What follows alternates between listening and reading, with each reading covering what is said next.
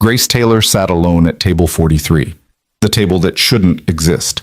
While champagne flowed and laughter echoed through the crystal-lit ballroom at her sister's wedding, she occupied a folding chair behind a dying palm tree, hidden like a family secret. The adopted daughter, the one-armed charity case, the Blackwell family's greatest PR move and deepest shame. But when a widowed single dad named Ethan Carter saw her trembling hands and hollow eyes, he made a choice that would shatter everything. This is their story. Please watch until the end and comment your city below so I can see how far this story travels. The Westbridge Grand Hotel had never looked more magnificent. 600 guests filled the Imperial Ballroom, their designer gowns and tailored tuxedos creating a sea of wealth and privilege that sparkled under the glow of 12 Swarovski crystal chandeliers. Each fixture cost more than most people earned in a year, and everyone in attendance knew it. This was the social event of the season, the wedding of Natalie Blackwell to Harrison Worthington III, uniting two of the city's most powerful families in a ceremony that had been featured in 3 different society magazines before it even happened. White roses cascaded from 20-foot-tall arrangements stationed throughout the room. Ice sculptures of swans melted slowly near the seafood bar. A 12-piece orchestra played softly from a raised platform, their music barely audible over the constant hum of conversation, the clink of champagne flutes, and the calculated laughter of people who measured their worth in stock portfolios and country club memberships. Grace Taylor sat at table 43 and tried to make herself invisible. It wasn't difficult. She'd been practicing invisibility for 10 years, ever since the Blackwell family had adopted her from St. Catherine's Home for Children and brought her into a world where she would never quite belong. At 22 years old, Grace had perfected the art of fading into backgrounds, of making her 5'4" frame seem even smaller, of tucking her left arm, which ended just below the elbow, against her side so people might forget it was different. Table 43 sat in the far corner of the ballroom, partially obscured by a potted palm tree that had seen better days. Its fronds drooped brown at the edges, and several leaves had already fallen onto the white tablecloth. The table itself was different from the others, a folding table with a slightly uneven leg that made it wobble whenever Grace set down her water glass. While the other tables seated 10 guests each and featured elaborate centerpieces of white roses and hydrangeas, table 43 had a single small vase with 3 wilting carnations. Grace was the only person seated there. She had watched the other guests arrive, had seen them check their table assignments and make their way to their designated spots. She had watched families gather, friends embrace, colleagues exchange business cards over breadsticks. She had watched the room fill with noise and warmth and connection while she sat alone behind the dying palm tree, picking at the edge of her cocktail napkin until it shredded into tiny white pieces. The napkin wasn't the only thing unraveling. Grace had known this wedding would be difficult. She had known that being back in the center of the Blackwell universe, even at its periphery, would resurrect all the old wounds she'd spent the last year trying to heal. But she hadn't expected this. The exile to table 43 felt like a public declaration, a statement to everyone in attendance. This is where the charity case belongs. Is that Grace? The whisper came from somewhere behind her, loud enough to be intentional. I didn't know they'd invite her. Well, she is technically family. This voice belonged to someone else, dripping with the kind of false sympathy that was worse than outright cruelty. Though I heard Victoria wanted to leave her off the guest list entirely, Natalie insisted. How generous of Natalie. The sarcasm was thick enough to cut. Nothing says family love like seating someone behind a dead plant. Grace's fingers stilled on the napkin. She stared down at her lap, at the emerald green dress she'd spent 2 months' salary on, because she'd wanted to look like she belonged, like she deserved to be here. The dress was beautiful, a simple A-line cut that fell to her knees, with a subtle shimmer in the fabric that caught the light when she moved. She'd had it altered to accommodate her arm, with the left sleeve ending in an elegant fold rather than hanging empty. Now she felt ridiculous. No dress could disguise what she was, an outsider playing dress-up in a world that had never wanted her. I heard she's working at a library now. The whispers continued, apparently unconcerned with whether Grace could hear them. Can you imagine? After everything the Blackwells gave her, she's checking out books for minimum wage. Well, what did you expect? It's not like she could work anywhere important, not with a significant pause. You know. Grace's jaw tightened. She knew. Everyone always knew. Her left arm, or rather the absence of most of it, was the first thing people noticed about her, the thing that defined her in strangers' eyes before she ever opened her mouth. She'd been born without it, a congenital condition that the doctors had explained to her adoptive parents in clinical terms that boiled down to one simple truth. Grace was different, and different was difficult. The Blackwell family had never let her forget that difficulty. Across the ballroom, near the head table where the bride and groom held court, Victoria Blackwell stood in a blaze of champagne silk and diamonds. At 56, Victoria maintained the kind of aggressive beauty that required extensive maintenance, monthly Botox appointments, weekly facials, a personal trainer who came to the house at 5:30 every morning. Her blonde hair was swept into an elaborate updo that had taken 2 hours and 3 hairstylists to achieve. She laughed at something Harrison's father said, her hand resting proprietarily on his arm, every gesture calculated for maximum social impact. Grace watched her adoptive mother and felt nothing. That numbness had taken years to cultivate, but she'd finally mastered it. There had been a time when Victoria's disapproval could reduce her to tears, when her adoptive mother's cold silences could make her physically ill with anxiety. But that time had passed. Now, looking at Victoria was like looking at a stranger, someone she'd once known intimately, but who had become, through distance and disappointment, just another face in the crowd. Except that stranger had the power to seat her at table 43. "Grace?" The voice made her jump. She looked up to find Mrs. Chen, the Blackwells' longtime housekeeper, standing beside the table with a concerned expression. Mrs. Chen was the only person in the Blackwell household who had ever shown Grace genuine kindness, who had bandaged scraped knees and listened to teenage heartbreaks, and never once made her feel like a burden. "Mrs. Chen," Grace managed a smile, "you look beautiful." It was true. Mrs. Chen wore a simple navy dress that complemented her silver hair, and her warm brown eyes crinkled at the corners when she smiled back. But the smile didn't reach those eyes. Instead, they held something that looked like pity. "I brought you some food from the appetizer table," Mrs. Chen said quietly, setting down a small plate with cheese, crackers, and grapes. "The servers won't come around to this table." Of course they wouldn't. Grace's throat tightened. "Thank you." Mrs. Chen hesitated, then leaned down slightly. "You shouldn't have come, dear. You should have said you were sick or had to work. Anything." "Natalie asked me to come." Grace's voice came out smaller than she intended. She sent a handwritten invitation. Natalie asked. Victoria arranged the seating. Mrs. Chen's expression softened with something that looked like regret. "I'm sorry, Grace. This isn't right. None of this has ever been right." Before Grace could respond, Mrs. Chen straightened quickly and walked away, as if afraid of being seen talking to the girl at table 43 for too long. Grace watched her go and felt the familiar ache of being both present and excluded, of existing in a space where even kindness had to be rationed and administered in secret. She picked up a cube of cheese and tried to eat it, but it tasted like dust in her mouth. The orchestra transitioned into a new song, something classical and romantic that Grace didn't recognize. Around the ballroom, guests began making their way to their seats as the dinner service prepared to start. Grace watched them settle into their assigned places, watched them lean across tables to introduce themselves to strangers who would, by the end of the night, exchange phone numbers and promises to meet for tennis at the club. No one approached table 43. "Ladies and gentlemen," the wedding coordinator's voice rang out through the speakers, warm and professional. "Please welcome, for the first time as husband and wife, Mr. and Mrs. Harrison Worthington." The crowd erupted in applause. Grace clapped mechanically, her single hand making a soft patting sound against her thigh that was lost in the thunder of 600 hands celebrating two people's happiness.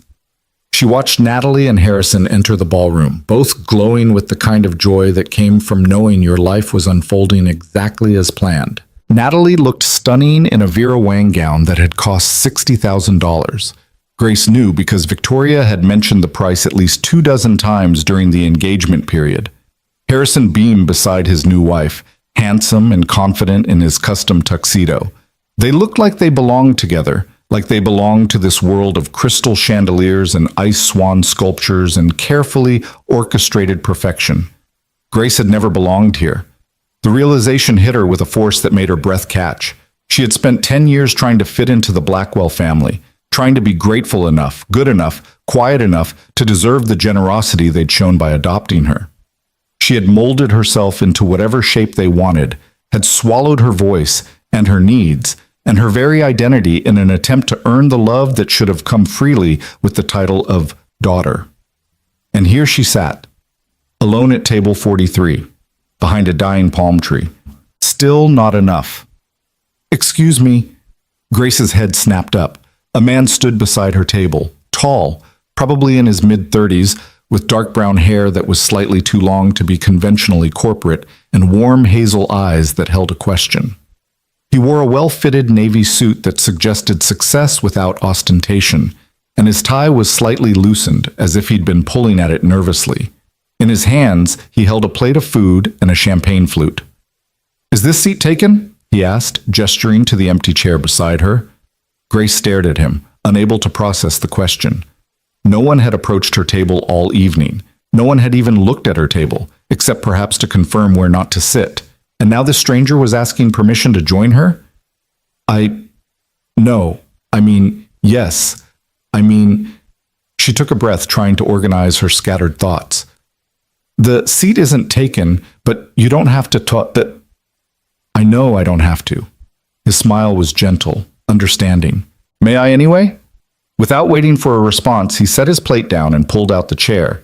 But before sitting, he extended his hand. "Ethan Carter. I'm a friend of Harrison's. We work together at Worthington Enterprises." Grace looked at his hand, then slowly raised her own right hand to shake it. His grip was warm and firm without being crushing. "Grace Taylor." "Grace." Ethan said her name like he was testing the feel of it. Beautiful name. He sat down, and suddenly table 43 didn't feel quite so empty. Grace watched him settle into his seat, watched him arrange his napkin on his lap, and take a sip of champagne, and waited for him to realize his mistake. Any moment now he would glance around the room, notice that literally every other table was filled with groups of well-dressed socialites, and realize that sitting with the girl behind the dying palm tree was social suicide. But Ethan just smiled at her and said, "I have to admit, I've been looking for an escape route all night. These events are exhausting." "Then why did you come?" The question slipped out before Grace could stop it, tinged with more bitterness than she'd intended. If Ethan noticed her tone, he didn't comment on it. Instead, he shrugged. "Harrison's a good friend, and it means a lot to him that I'm here. Plus, I promised my daughter I'd make at least one new friend tonight." He looked at Grace with those warm hazel eyes. "Would you help me keep that promise?" Something in Grace's chest cracked. Just a small fissure, but enough to let a sliver of warmth through the ice she'd built around her heart. "Your daughter makes you promise to make friends at weddings?"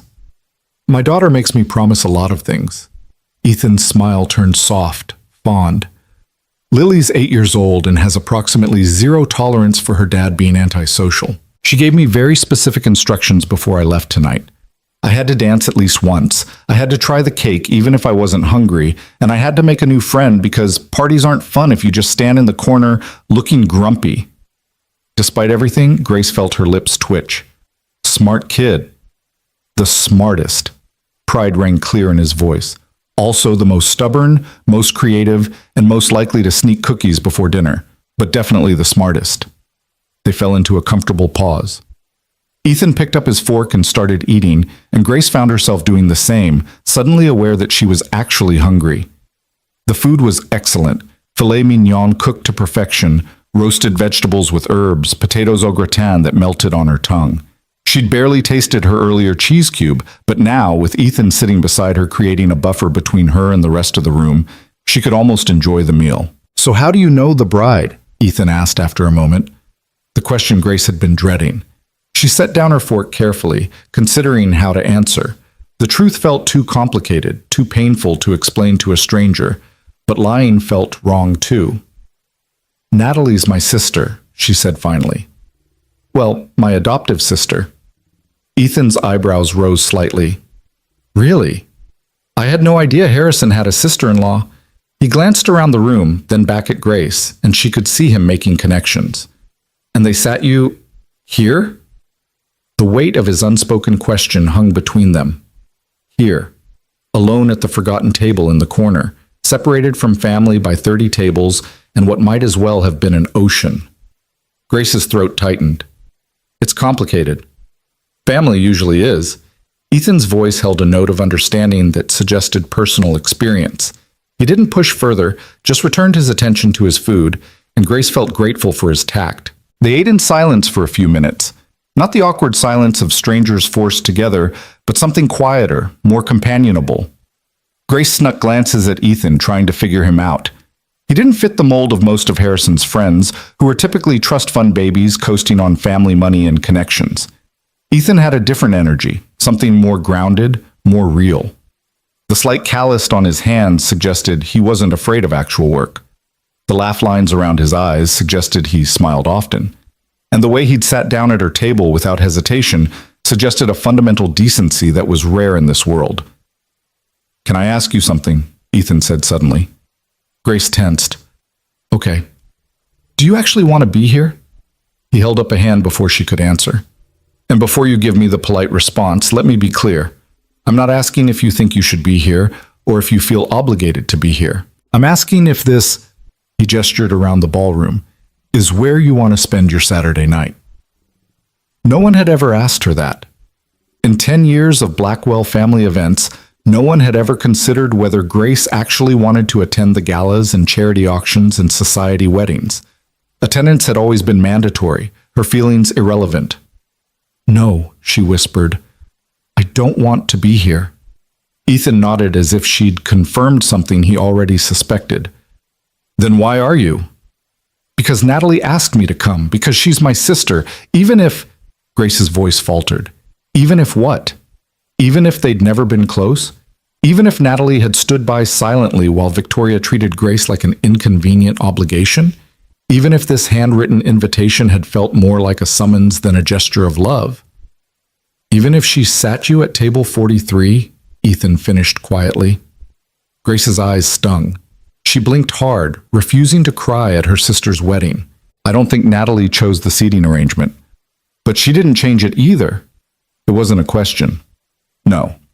Natalie hadn't changed it. When Grace had arrived at the hotel 2 hours ago and checked the seating chart, a massive display near the entrance with calligraphied cards indicating each guest's assigned table, she had felt her stomach drop at seeing her name isolated on table 43. She had stood there for 5 minutes, hoping there was a mistake, hoping someone would come correct the chart and move her closer to the family. But no one had come, and when she'd finally forced herself to find her seat, the truth had become unavoidable. This was where the Blackwells wanted her, hidden away, out of sight. She had seen Natalie 3 times since arriving, once during the pre-ceremony cocktail hour when the bride had floated past in her wedding gown, surrounded by bridesmaids and well-wishers. Grace had caught her eye and waved, and Natalie had smiled, a bright, distracted smile that meant nothing. Once during the ceremony itself, when Grace had sat in the very back row of the church, watching her sister marry a man who came from the same world of wealth and privilege that would never quite include Grace. And once during the receiving line, when Grace had waited her turn to congratulate the couple, and Natalie had hugged her briefly, perfunctorily, before turning to greet the next guest with much more enthusiasm. 3 times. 3 moments that had reinforced what Grace had always known. She was connected to this family by law and obligation, but never by love. "I'm sorry," Ethan said softly. "That's not fair to you." Grace shrugged, trying for casual and probably failing. "It's fine. I'm used to it." "That doesn't make it fine." His voice held an edge of anger, not directed at her but on her behalf. "You deserve better than being hidden in a corner at your own sister's wedding." The words hit something deep inside Grace, some part of her that had been screaming this truth for years but had never been heard. She did deserve better. She deserved to be seen, to be valued, to occupy space without apology. She deserved a family that loved her, not despite her differences, but because of the whole person she was. But deserving something and having it were 2 very different things. Before she could respond, a burst of laughter erupted from a nearby table. Grace glanced over and recognized several of Natalie's friends from college. Sorority sisters who had always treated Grace like a curious pet, something to be cooed at from a distance but never truly accepted. They were looking in her direction, not even bothering to hide their stares. One of them, Brittany, if Grace remembered correctly, leaned over to whisper something to the others. Another girl gasped dramatically, her hand flying to her mouth in exaggerated shock. A third actually pointed, subtle as a spotlight. Grace felt her face burn. She knew what they were saying. Probably something about how pathetic it was that she had shown up, or how awkward the seating arrangement was, or how uncomfortable everyone felt having the disabled girl at such an elegant event.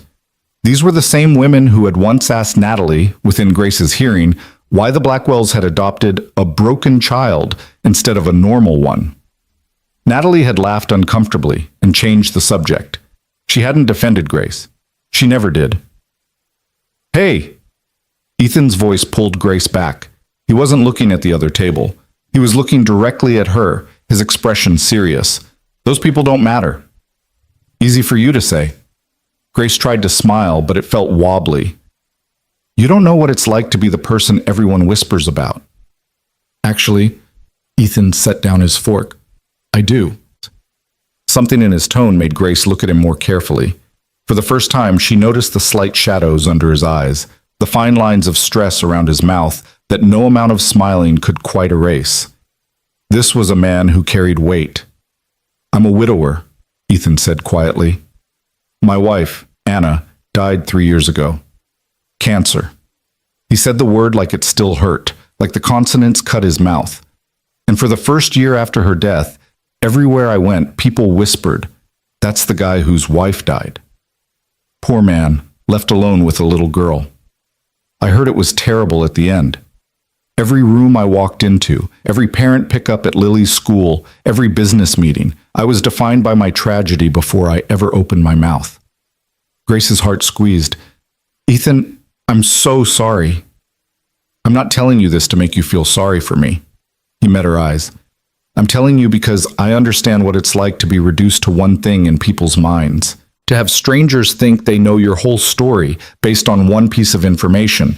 And I'm telling you that those whispers, those judgments, they say everything about the people making them and nothing about you." "But they still hurt," Grace whispered. "Yes," Ethan agreed, "they do. And anyone who tells you to just ignore them or not let them bother you has never been on the receiving end of public scrutiny." He paused, then continued. "But here's what I learned. The whispers only have power if you're trying to prove them wrong. Once I stopped trying to convince everyone that I was okay, that I was coping, that I was the perfect grieving widower who was handling everything with grace and strength, once I stopped performing for an audience that was never going to be satisfied anyway, the whispers became just noise." Grace absorbed his words, turning them over in her mind. How much of her life had been spent trying to prove she was worthy of the Blackwell name? How many hours had she devoted to being the perfect adoptive daughter, the girl who was grateful and humble and never asked for too much? How much of herself had she sacrificed trying to convince Victoria and Richard and Natalie that she deserved their love? All of it. She had sacrificed all of it, and she was still sitting alone at table 43. "I don't know how to stop caring what they think," she admitted. Ethan smiled, and this time there was something knowing in it. "Start by sitting up straight." "What?" "You're hunched over, like you're trying to make yourself smaller." He demonstrated, curling his shoulders inward. "I do it too when I'm uncomfortable. But right now, in this moment, try sitting up straight, shoulders back, head high. Like you have every right to be here, because you do." Grace hesitated, then slowly straightened her spine, rolled her shoulders back, lifted her chin. It felt awkward, exposed, like she was inviting attention rather than deflecting it. "How does that feel?" Ethan asked. "Terrifying," Grace admitted. "Good." He grinned. "That means you're doing it right. Growth is supposed to be uncomfortable." Despite herself, Grace laughed. A real laugh, not the polite chuckle she'd perfected for Blackwell family gatherings. The sound surprised her. It also drew more attention. Grace saw Victoria's head turn in their direction, saw her adoptive mother's eyes narrow as she took in the scene. Grace, sitting at table 43, laughing with a handsome man Victoria didn't recognize. For a moment, Grace felt the old familiar dread, the automatic response to Victoria's disapproval that had been conditioned into her over 10 years. But then she felt Ethan's steady presence beside her, remembered his words about whispers being just noise, and instead of hunching back down, she held her posture, met Victoria's gaze, didn't look away. It was Victoria who looked away first. The small victory sent a thrill through Grace's chest, tiny but significant. She had held her ground. She hadn't apologized for existing, hadn't tried to disappear. For once, she had simply been. "So," Ethan said, drawing her attention back, "tell me about yourself, Grace Taylor. And I don't want the rehearsed answer you give at parties. Tell me something real."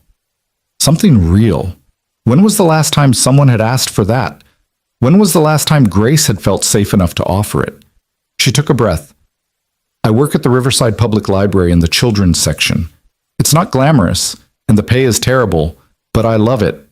I get to help kids discover books that might change their lives. And every single day someone asks me to recommend a story, which means every single day someone values my opinion." She paused.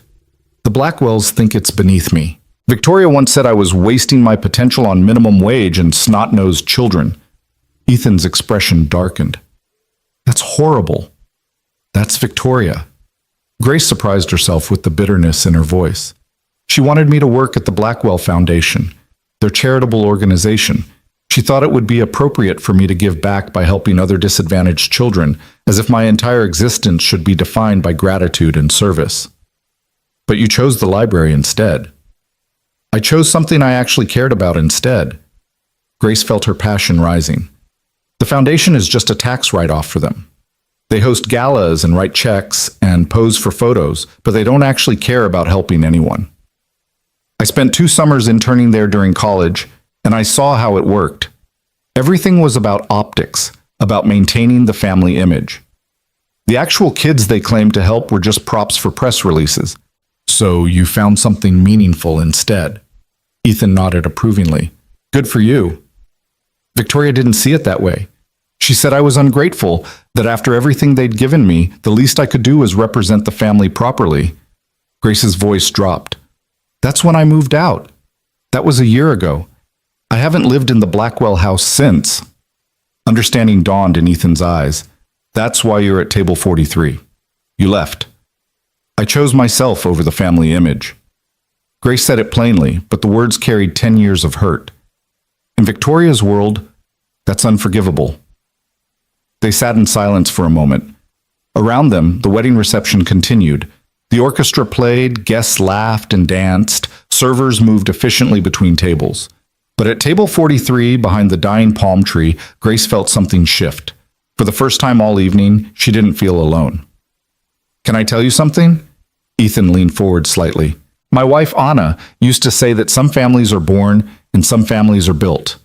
She believed that the people who truly love you are the ones who choose you, not because they have to, but because your existence makes their life better." He smiled softly. Anna was adopted too.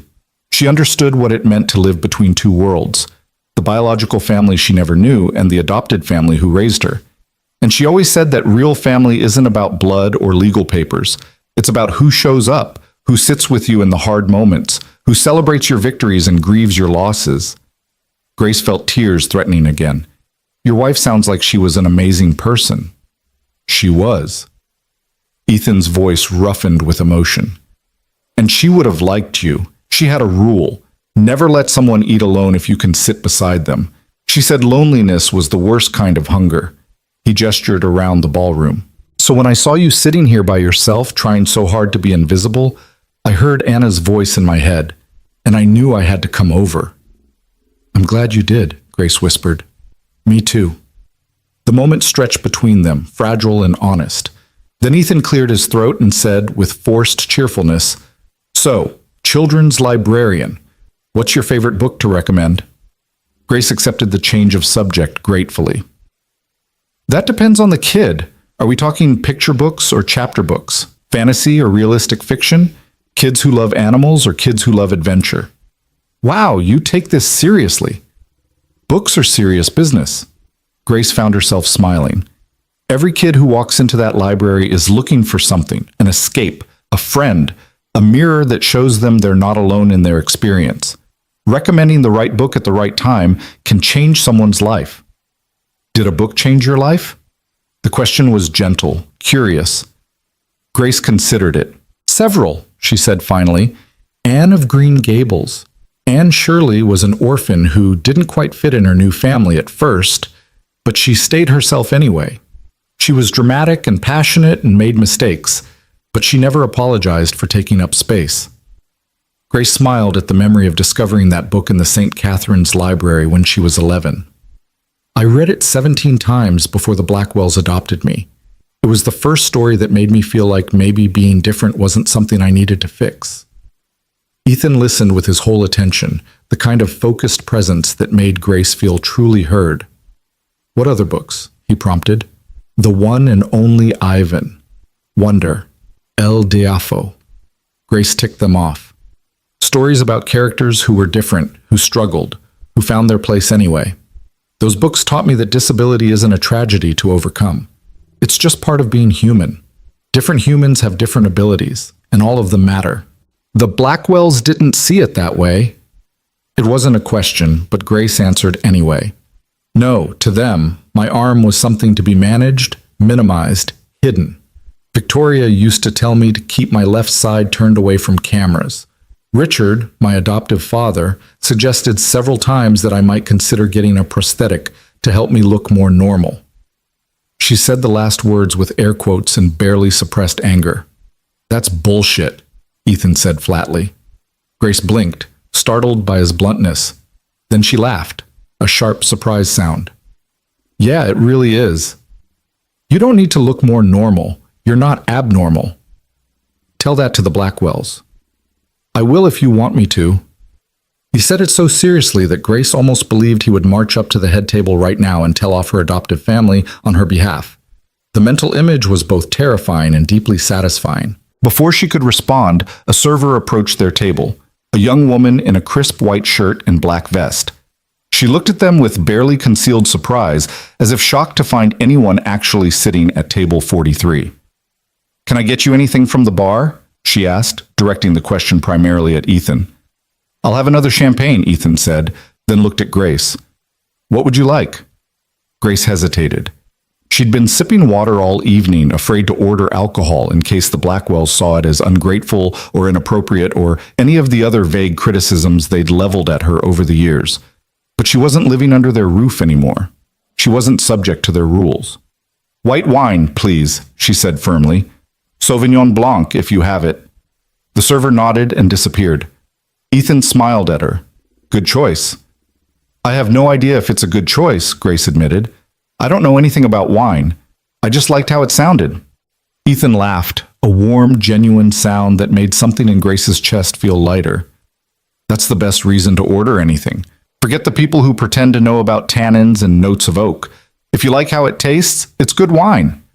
They fell back into conversation, and Grace was surprised by how easy it was. Ethan asked about her favorite authors, and she asked about his work. She learned that he was a senior project manager at Worthington Enterprises, that he'd worked his way up from an entry-level position after college, that he'd met Harrison during a company restructuring and they'd become friends over shared frustration with corporate bureaucracy. "Harrison's actually a good guy," Ethan said. "I know he comes from money, and sometimes he can be a bit oblivious to his privilege. But he's genuine. He works hard, he cares about his employees, and he treats people with respect regardless of their position." He paused. "Though I have to admit I'm reassessing his judgment a bit after seeing this seating arrangement." "It's not Harrison's fault," Grace said automatically, then stopped. Why was she defending him? Harrison had been part of the Blackwell orbit for 2 years. He'd attended family dinners, holiday gatherings, countless events where Grace had been present, yet ignored. If he was as observant as Ethan claimed, he had to have noticed how the family treated her, and he'd said nothing. "Maybe it's not his fault," Ethan allowed, "but it's happening at his wedding, which means, on some level, he approved it." Grace hadn't thought about it that way. She'd been so focused on Victoria's role in orchestrating her exile that she hadn't considered Natalie and Harrison's complicity. They had reviewed the seating chart. They had approved every detail of this wedding, from the flower arrangements to the menu to the placement of each guest. Which meant they had seen Grace assigned to table 43 and decided it was fine. The realization stung in a way she hadn't expected. Their drinks arrived, and Grace took a grateful sip of wine. It It was crisp and slightly tart, exactly what she needed. Ethan raised his champagne glass. "To making new friends at terrible parties," he said. Grace clinked her glass against his. "To people who refuse to let you eat alone." They drank, and Grace felt some of the tension in her shoulders ease.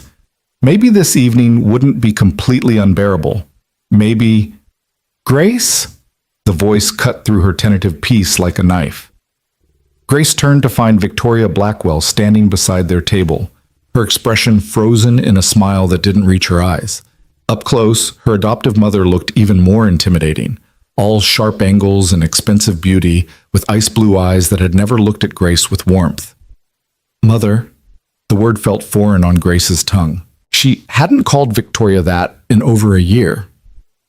Victoria's gaze flicked to Ethan, assessing him in one quick sweep. "I don't believe we've met. I'm Victoria Blackwell, the mother of the bride." Ethan stood, ever polite, and extended his hand. "Ethan Carter. I'm a colleague of Harrison's." "How lovely." Victoria's tone suggested it was anything but. She accepted his handshake briefly, then returned her attention to Grace. "Darling, could I speak with you for a moment, privately?" It wasn't a request. Grace felt her stomach clench, the old familiar dread rising, but when she glanced at Ethan, he gave her a small, encouraging nod. "You don't have to make yourself smaller." Grace stood, keeping her shoulders back, her head high. "Of course."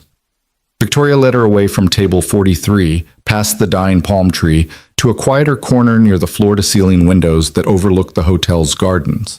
The sun had set while they ate, and now the gardens were lit with strings of fairy lights that created an almost magical atmosphere. Inside the ballroom, magic was in shorter supply. "Grace," Victoria's voice was low, controlled. "What do you think you're doing?" "I'm sorry?" "Don't play coy. You're sitting with one of Harrison's colleagues, making a spectacle of yourself. People are talking." "People are always talking," Grace said quietly. "Usually about where you seated me." Victoria's eyes flashed.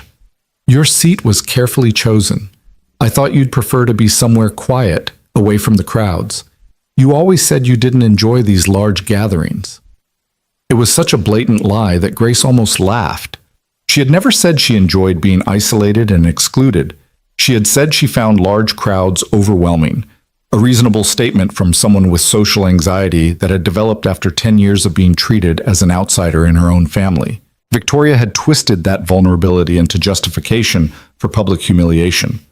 "Table 43 is behind a dying plant," Grace said evenly. "I'm the only person sitting there, or I was, until Ethan joined me." "Yes, about that." Victoria's smile turned sharp. "I don't think it's appropriate for you to be monopolizing one of the groom's business associates. He should be networking, not playing babysitter to..." "To what?" Grace interrupted, surprising herself. "To me?" Victoria's lips thinned. "I didn't say that." "You didn't have to." Grace felt something building inside her. Anger, yes, but also something more powerful. Clarity. "You've spent 10 years showing me exactly what you think of me. I was your charitable donation, your good deed, the disabled orphan you rescued to make yourselves look compassionate and socially conscious." "That's not fair." "The adoption announcement was featured in 3 newspapers," Grace continued, her voice growing stronger. "You gave interviews about your decision to give a special needs child a chance at a better life. You hosted a gala to raise money for St. Catherine's and used me as the centerpiece, literally. I stood on that stage while you told everyone how generous you were, how much you were sacrificing to take in a child like me." "We did sacrifice," Victoria snapped, her composure cracking. "Do you have any idea how much we've spent on your care? The medical appointments, the occupational therapy, the adaptive equipment. We gave you every opportunity." "You gave me a room and food and clothes," Grace said, "the bare minimum required by law. What you didn't give me was love, or respect, or even basic human dignity." Victoria's face flushed. "How dare you, after everything we've done for you?" "What have you done for me?" Grace demanded. "Really? Have you ever asked what I wanted, what I needed? Have you ever celebrated my achievements or comforted me when I was struggling? Have you ever treated me like a daughter instead of a project? We took you in when no one else would. Because I was convenient." The words exploded out of Grace, loud enough that several nearby guests turned to look. She didn't care. Your company was under fire for mass layoffs, your public image was suffering, and suddenly adopting a disabled orphan seemed like great PR. It made you look compassionate and caring, and it distracted from the hundreds of families you'd destroyed. Victoria's face went pale, then red. You have no idea what you're talking about. Don't I? Grace felt 10 years of silence, truth pouring out. I was 12 when you adopted me, Victoria. Not stupid. I heard the conversations, I read the news articles, I saw the before and after of your company's reputation, and I've spent a decade being your redemption story. You're proof that you're good people despite all evidence to the contrary. You're being hysterical. I'm being honest. Grace's voice steadied. And you can't stand it because the truth doesn't fit the story you've been telling. The story where you're the benevolent benefactor and I'm the grateful recipient who should spend her life thanking you for basic human decency. Victoria drew herself up, every inch the powerful socialite accustomed to being obeyed. This conversation is over. You will return to your seat, you will stop embarrassing this family, and tomorrow you and I will have a discussion about your attitude. No. The single word hung in the air between them. Excuse me? Victoria's voice could have frozen water. No, Grace repeated. I won't return to table 43 to hide while you pretend I don't exist. I won't stop embarrassing you by simply being visible. And tomorrow we won't have a discussion about my attitude because I'm done letting you make me feel guilty for existing. If you walk away from this family, I already did, a year ago, when I moved out. Grace's voice was quiet now, but firm. The only reason I came tonight was because Natalie asked me to, but I see now that even that was hollow. She asked me to come so she could tell herself she'd been generous, that she'd included me, but she didn't actually want me here. None of you did. Victoria's expression shifted, just for a moment. Something like guilt flickered across her perfect features. Then it was gone, replaced by cold fury. You're right, we didn't want you here. We invited you out of obligation, out of the need to maintain appearances. Did you really think anyone cared if you showed up or not? The words were designed to hurt, and they did. But Grace had spent a year learning to survive without the Blackwells' approval, and she wasn't going to crumble now. No, she said softly. I didn't think you cared. I hoped Natalie might, but I was wrong. She took a breath. I'm going to go now. I'll send Natalie a gift and my congratulations. But I won't be attending any more family events, not because I'm ungrateful, but because I deserve better than being treated like a burden you're obligated to carry. She turned to walk away, but Victoria caught her arm, her left arm, the one that ended below the elbow. Grace flinched, and Victoria immediately released her, as if burned. I'm sorry, Victoria said, and for a moment she actually sounded it. Grace, She trailed off, seeming to struggle for words. This isn't how I wanted things to be. Grace looked at her adoptive mother and saw, perhaps for the first time, a woman who was trapped by her own choices. Victoria had built her entire identity around appearances, around maintaining a perfect image for the public. She had sacrificed genuine connection for social standing, and now she didn't know how to bridge the gap between who she pretended to be and who she actually was.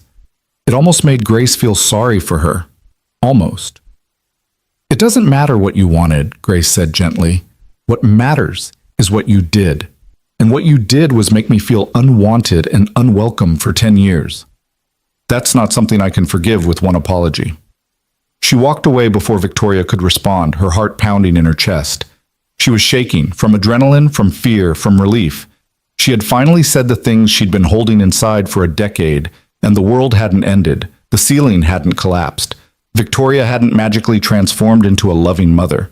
She had simply told the truth, and the truth had set her free. When she returned to table 43, Ethan stood immediately, concern clear on his face. Are you okay? Grace sank into her chair, suddenly exhausted. I think I just burned every bridge I had with my adoptive family. Did you mean what you said? She thought about the question, then nodded. Every word. Then you did the right thing. Ethan sat beside her. Sometimes bridges need to burn so you can build something better. Grace looked at him, this stranger who had wandered over to her isolated table and ended up witnessing her entire world shift. Thank you, she said, for sitting with me tonight, for reminding me that I don't have to make myself smaller to make other people comfortable, for just seeing me. You're easy to see, Grace, Ethan said simply. You just needed people to actually look. The rest of the evening passed in a blur. Grace and Ethan remained at table 43, talking and laughing while the wedding reception swirled around them. They watched the first dance, ate wedding cake, and carefully avoided looking at the head table where Grace could feel Victoria's glacial stare. Around 10 o'clock, as the party began winding down and guests started making their way to the exits, Ethan turned to Grace with a serious expression. Can I ask you something?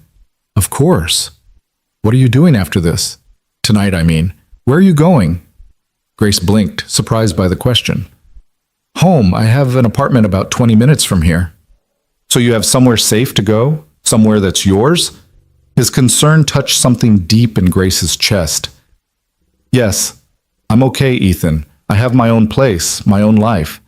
I'm not dependent on the Blackwells anymore. He nodded, visibly relieved. Good. That's good. He hesitated, then pulled out his phone. Would you give me your number? I'd like to stay in touch if that's okay. Make sure you're really okay after tonight. Grace gave him her number and he immediately sent her a text so she'd have his. Then he smiled at her, that warm, genuine smile that had made Table 43 feel a little less lonely. My daughter's going to want to hear all about the new friend I made tonight, he said. She takes her assigned friendship missions very seriously. Despite everything, Grace laughed. Tell Lily she has excellent taste in giving instructions. I will. Ethan stood and offered his hand to help her up. Come on, let me walk you out. They made their way through the thinning crowd, past tables littered with half-empty champagne glasses and crumpled napkins, past the wilting flower arrangements and melting ice sculptures. As they reached the exit, Grace glanced back one last time at the Imperial Ballroom, at the crystal chandeliers and the perfect people and the world she had never quite belonged to. Then she walked out the door and didn't look back. Outside, the night air was cool and clear. Ethan waited with her while the valet brought her car around, a 10-year-old Honda Civic that looked painfully out of place among the Mercedes and BMWs. But Grace didn't feel embarrassed. For the first time in 10 years, she felt proud of what she'd built for herself. A small apartment, a job she loved, a life that was entirely her own. Drive safely, Ethan said as she opened her car door. And Grace, don't let tonight make you regret speaking your truth. Some people need to hear hard things. Even if they don't want to listen? Grace asked. Especially then. He smiled. Text me when you get home so I know you made it okay. You don't have to. I know I don't have to. I want to. That's what friends do. Friends. The word settled into Grace's heart like a promise. Okay, I will. She drove away from the Westbridge Grand Hotel, watching Ethan's figure grow smaller in her rearview mirror until he disappeared entirely. The city lights blurred past her window, familiar streets leading her back to the life she'd chosen, the one that didn't include crystal chandeliers or dying palm trees, or Table 43. When she pulled into her apartment complex 20 minutes later, Grace sat in her car for a moment, processing everything that had happened. The humiliation of Table 43, the unexpected kindness of a stranger, the confrontation with Victoria, the truth finally spoken after years of silence. She was exhausted, emotionally wrung out, but underneath the fatigue she felt something else. Lightness. As if the burden she'd been carrying for 10 years had finally been set down. She pulled out her phone and texted Ethan. Made it home safe. Thank you for tonight. For everything. His response came almost immediately. Glad you're home. Get some rest. And Grace? You were the bravest person in that ballroom tonight. Don't forget that. Grace read the message 3 times, feeling tears prick her eyes. When was the last time someone had called her brave? When was the last time someone had celebrated her strength, instead of treating it as an inconvenience? She got out of the car and made her way up to her second-floor apartment, a cozy one-bedroom with mismatched furniture and overflowing bookshelves. It wasn't much, but it was hers. Every piece of furniture, every book, every cheerful throw pillow had been chosen by her, paid for by her own work. The Blackwells had given her luxury, but she had built herself a home. Grace changed out of her emerald dress and into soft pajamas, washed her face, and climbed into bed. As she lay in the darkness, listening to the familiar sounds of her apartment building settling for the night, she thought about everything she had lost and everything she had gained. She had lost the Blackwell name, the social connections, the financial security that came with being part of a wealthy family. She had lost whatever tenuous relationship she'd had with Natalie and any hope of Victoria's approval, but she had gained herself, her voice, her dignity, her right to exist without apology. And tomorrow, she would wake up in her own home, go to her job at the library, and continue building the life she wanted, not the life someone else thought she should want. For the first time since the wedding invitation had arrived 3 months ago, Grace felt peace. She fell asleep thinking about Table 43, about Ethan Carter and his wisdom, about bridges burning and new paths opening, and about the strange and unexpected ways that sometimes the worst moments become the catalyst for the best changes. Grace woke the next morning to sunlight streaming through her bedroom window and the distant sound of children playing in the apartment complex courtyard. For a moment she lay still, letting the memories of the previous night wash over her. The wedding, Table 43, Victoria's face when Grace had finally spoken her truth, Ethan's kindness. Her phone buzzed on the nightstand. Grace reached for it, expecting a message from her coworker at the library or maybe a notification from her bank app. Instead, she found 3 texts from Ethan sent over the course of the morning. The first had arrived at 7:30. "Good morning. Hope you slept well. Lily wants to know if you like pancakes." The second came at 8:15. She's very insistent about the pancake question. Apparently, it's important information about new friends. The third, sent just 5 minutes ago, no pressure to respond, just wanted to check in. Grace felt a smile tug at her lips. She typed back, "Good morning. I slept surprisingly well, and yes, I love pancakes." Why does Lily need to know? The response was almost immediate. "Because we're making them right now, and she insisted I ask if you wanted to come over. I told her it was too early to invite someone over on a Sunday morning, but she said real friends share breakfast. I'm outvoted in my own house."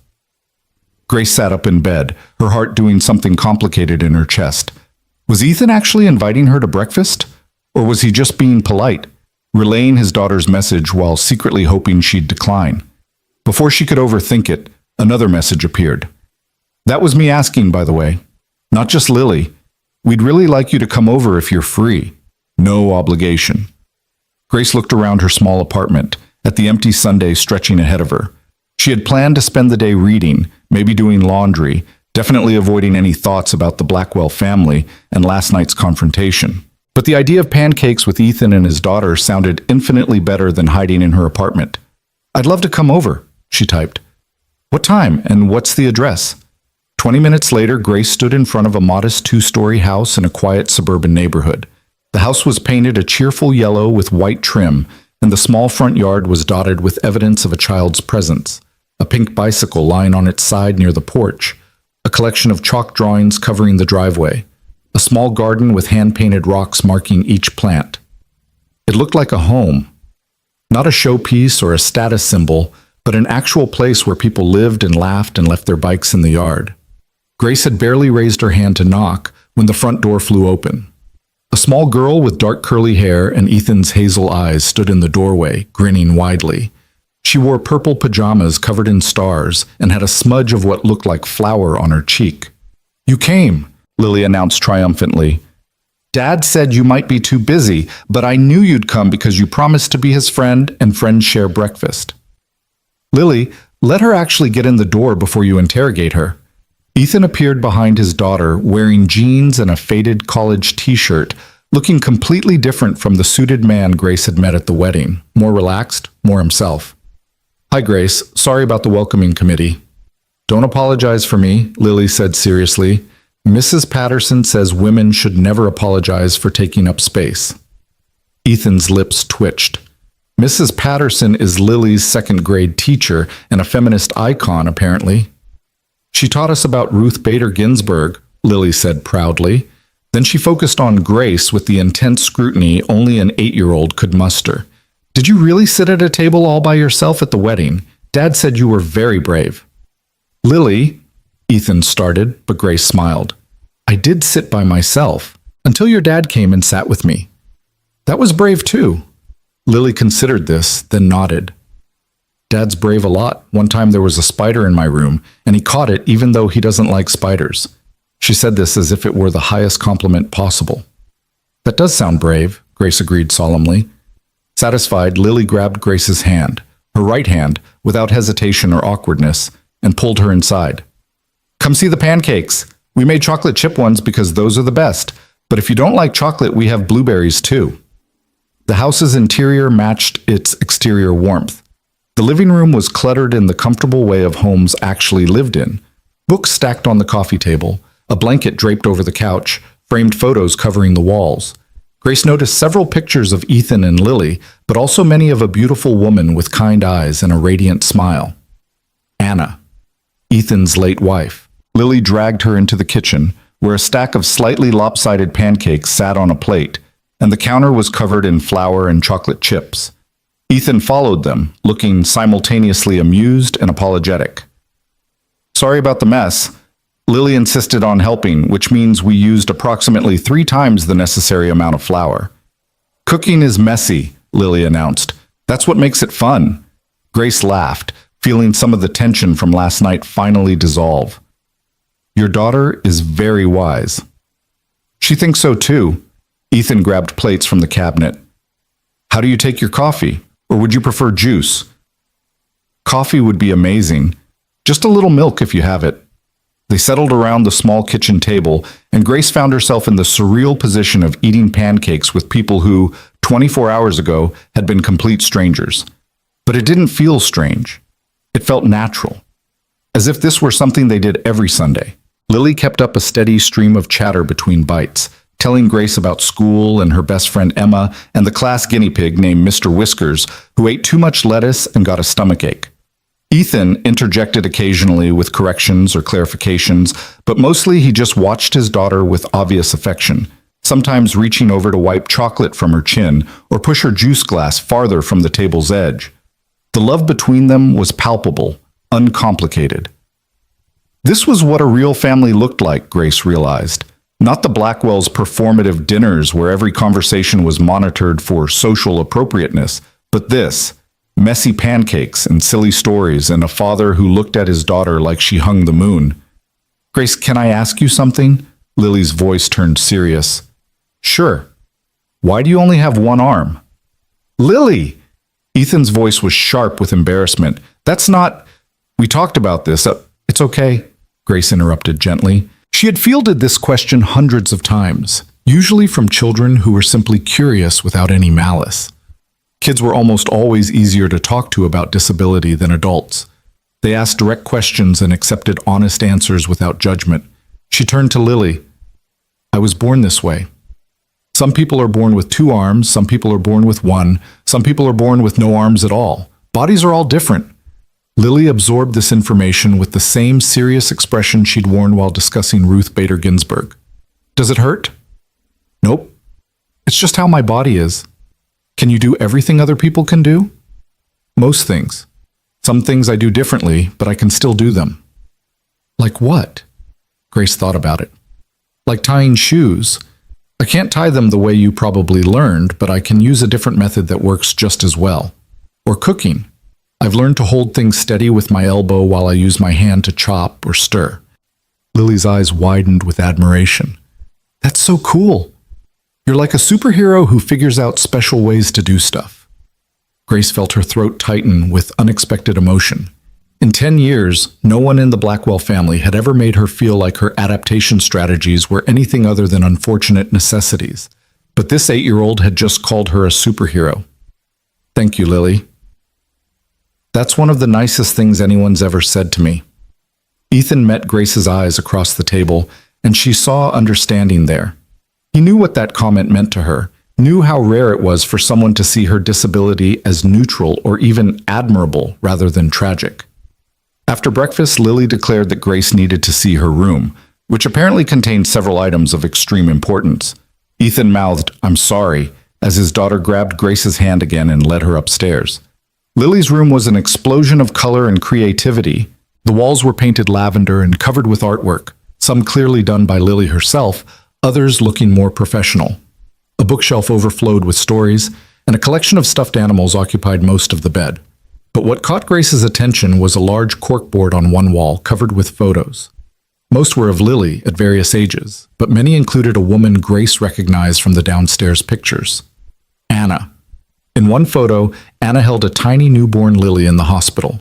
In another, they made silly faces at the camera.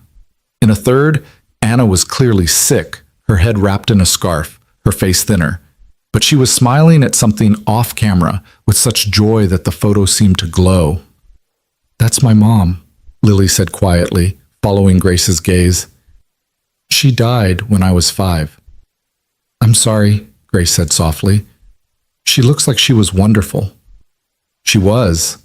Lily climbed onto her bed and pulled a worn stuffed rabbit into her lap. I don't remember everything about her, which makes me sad sometimes. Dad says that's normal, but I wish I could remember more. Grace sat on the edge of the bed. "What do you remember?" Her voice when she read me stories. She did different voices for all the characters, and I'd laugh so hard I couldn't breathe. Lily smiled at the memory. "And she smelled like vanilla, and she always knew when I was sad, even if I didn't say anything. She'd just hug me and say, 'I've got you, baby girl.' Those are beautiful memories to have. Dad talks about her a lot so I don't forget. He tells me stories about when they first met, and about when I was a baby and she would sing to me all the time." Lily looked up at Grace with those serious hazel eyes. "Do you have parents?" The question was simple, the answer complex. I had parents who died when I was very young. I don't remember them at all. Then I was adopted by a family, but she paused, choosing her words carefully. It wasn't a good fit. They weren't unkind exactly, but they didn't love me the way parents should love their children. Like the family at the wedding, the ones who made you sit alone? Grace nodded, impressed by Lily's perception. "Yes, like them." "That's sad," Lily said matter-of-factly. "Everyone should have people who love them right." "You're absolutely correct." Lily was quiet for a moment, hugging her stuffed rabbit. Then she said, "Dad says some families are born and some families are built. He says the people who choose to love you are just as real as the people who have to love you. Maybe even more real, because they chose." Grace felt tears threatening again. "Your dad is a very smart man." "I know." Lily grinned, the somber moment passing as quickly as it had arrived. "He's also really bad at braiding hair. Want to see?" She turned around to show Grace a lopsided braid that was already half falling out. Grace laughed despite herself. "That is pretty bad. He tries really hard, but Mom was the one who knew how to do hair stuff. Dad knows how to make pancakes and fix bikes and help with math homework, but hair is not his thing." Lily turned back around, a hopeful expression on her face. "Do you know how to braid hair?" "I do, actually." "With one hand?" Lily's voice held pure curiosity, no doubt. "With one hand. I learned when I was about your age. Want me to show you?" For the next 20 minutes, Grace sat on Lily's bed and rebraided her hair, explaining each step as she worked. Lily asked 1,000 questions about the process, about how Grace held the sections, about whether it was hard to learn. Grace answered patiently, finding joy in the child's genuine interest. When she finished, Lily ran to her mirror and gasped with delight. "It's perfect. It's so much better than Dad's braids." She whirled around. "Will you teach him, please? Then he can do it right when you're not here." "Well, Lily, I'm sure Grace has better things to do than teach me to braid hair," Ethan said from the doorway. Grace hadn't heard him come upstairs, didn't know how long he'd been standing there. "Actually," Grace said, "I'd be happy to teach you, if you want to learn." Ethan's expression softened. "I'd really appreciate that."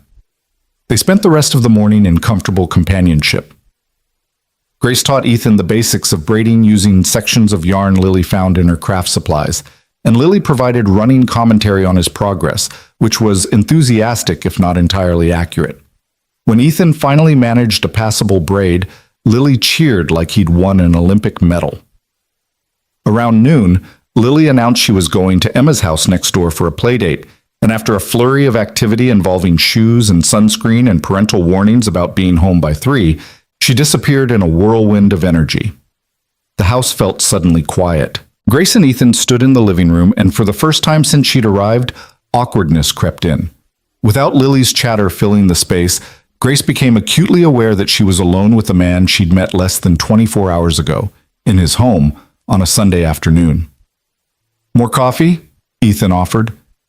"Sure, thanks." They moved back to the kitchen, and Ethan busied himself making fresh coffee while Grace perched on one of the counter stools. She watched him move around his kitchen with easy familiarity, reaching for mugs without looking, knowing exactly where everything was kept. This was his space, his sanctuary, and he'd invited her into it. "Thank you for coming over," Ethan said, handing her a steaming mug. "I know it was probably weird getting invited to breakfast by strangers." "Not weird," Grace said honestly. "Really nice, actually. Lily doesn't usually warm up to people this quickly, but she talked about you non-stop this morning after I told her about meeting you at the wedding. She wanted to know everything, what you looked like, what you talked about, whether you seemed nice. When I mentioned you worked at a library with children, she practically insisted I invite you over immediately. She's a special kid." "She is." Pride filled his voice. "She's been through so much. Losing Anna, adjusting to life with just me, learning to navigate a world without her mom. But she stayed so open, so curious, so kind. Sometimes I think she's teaching me more than I'm teaching her." Grace sipped her coffee. "You're doing an amazing job with her. Anyone can see how loved she is." "I'm trying." Ethan leaned against the counter. "Some days are harder than others. Like last week, she asked me to help her with a school project about family trees, and she wanted to include Anna. The teacher had said to only include living family members, and Lily got so upset.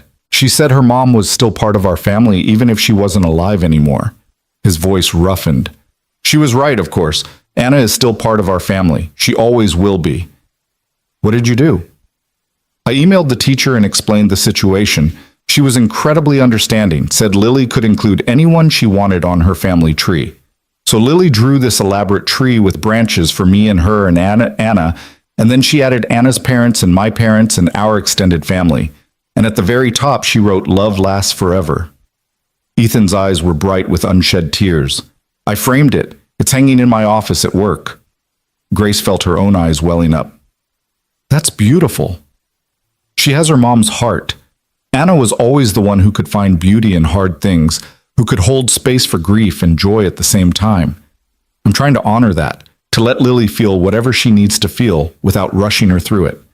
You're doing more than trying, you're succeeding." They fell into comfortable silence, drinking their coffee and listening to the house settle around them. After a moment, Ethan spoke again, his voice quieter now. "Can I ask you something, and you don't have to answer if you don't want to?" Grace nodded. "Okay. What happened last night after you left the wedding? Did the Blackwells try to contact you?" Grace pulled out her phone and opened her messages. She had 17 unread texts, all from numbers she recognized. She held the phone out to Ethan. He scrolled through them, his expression growing darker with each message. Most were from Victoria, progressing from coldly formal requests to talk to increasingly angry accusations. Several were from Richard, the adoptive father who had barely spoken directly to Grace in 10 years, suddenly demanding she call him immediately to discuss her outburst. One was from Natalie. "I can't believe you embarrassed me like that at my wedding. I thought we were family." "Jesus," Ethan muttered. "Have you responded to any of these?" "No, I don't know what to say."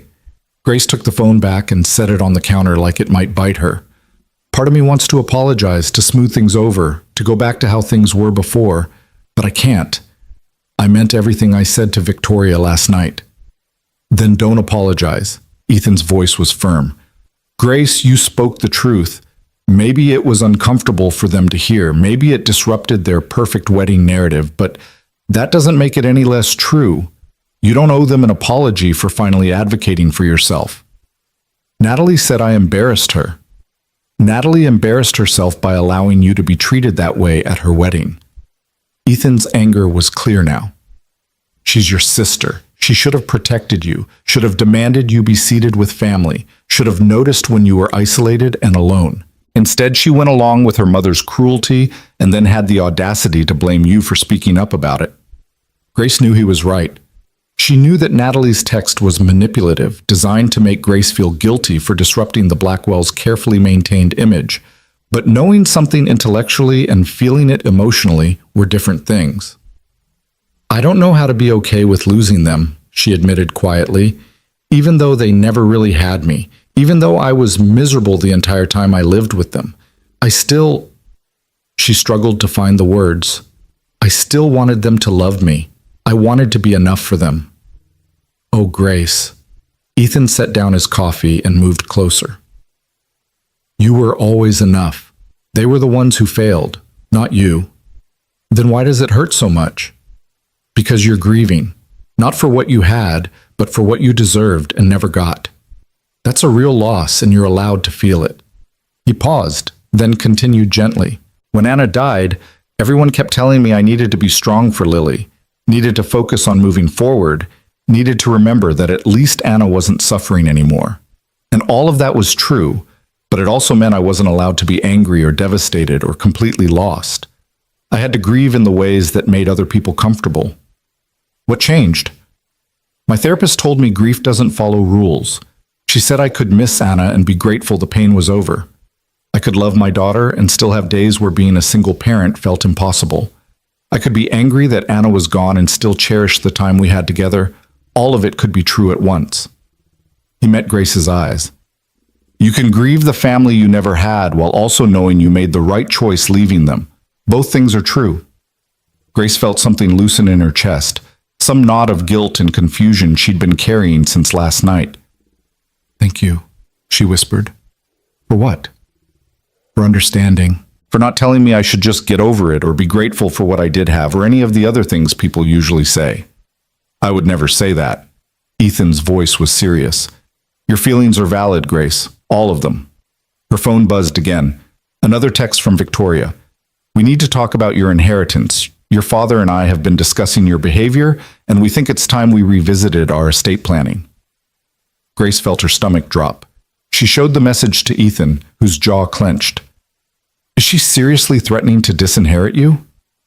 I guess so. Grace tried to keep her voice steady. Not that there was much to inherit anyway. I'm the adopted daughter, not the biological one. I'm sure everything goes to Natalie. That's not the point. The point is she's using money as a weapon to control you. Ethan ran a hand through his hair in frustration. This is emotional manipulation, Grace. She's trying to scare you back into compliance. It's working. Is it? Are you actually considering apologizing just to stay in their good graces financially? Grace thought about it, really thought about it. A year ago, the threat of being cut off from the Blackwell money would have terrified her. She'd been dependent on them for everything, housing, food, money for necessities. But now she had her own apartment, her own job, her own life that she'd built without their help. No, she said slowly. I'm not going to apologize. But I'm still scared. That's normal. Change is scary even when it's good change. Ethan picked up her phone. Can I make a suggestion? Please. Block their numbers, at least for now. Give yourself space to process everything without their messages constantly pulling you back into their drama. You can always unblock them later if you decide you want to engage, but right now you need distance. It felt radical. The idea of cutting off contact with the people who had been her legal family for 10 years felt like burning not just bridges, but entire cities. But it also felt necessary. Okay, Grace said. Will you help me? I don't think I can do it alone. Together, they went through her contacts and blocked Victoria, Richard, and Natalie. Grace hesitated over Natalie's name the longest, some part of her still hoping her sister would reach out with genuine remorse instead of blame. But the text accusing Grace of embarrassing her at the wedding made the decision easier. When it was done, Grace felt simultaneously lighter and more terrified. She had just cut off her entire adoptive family. She was truly alone now, except she wasn't alone.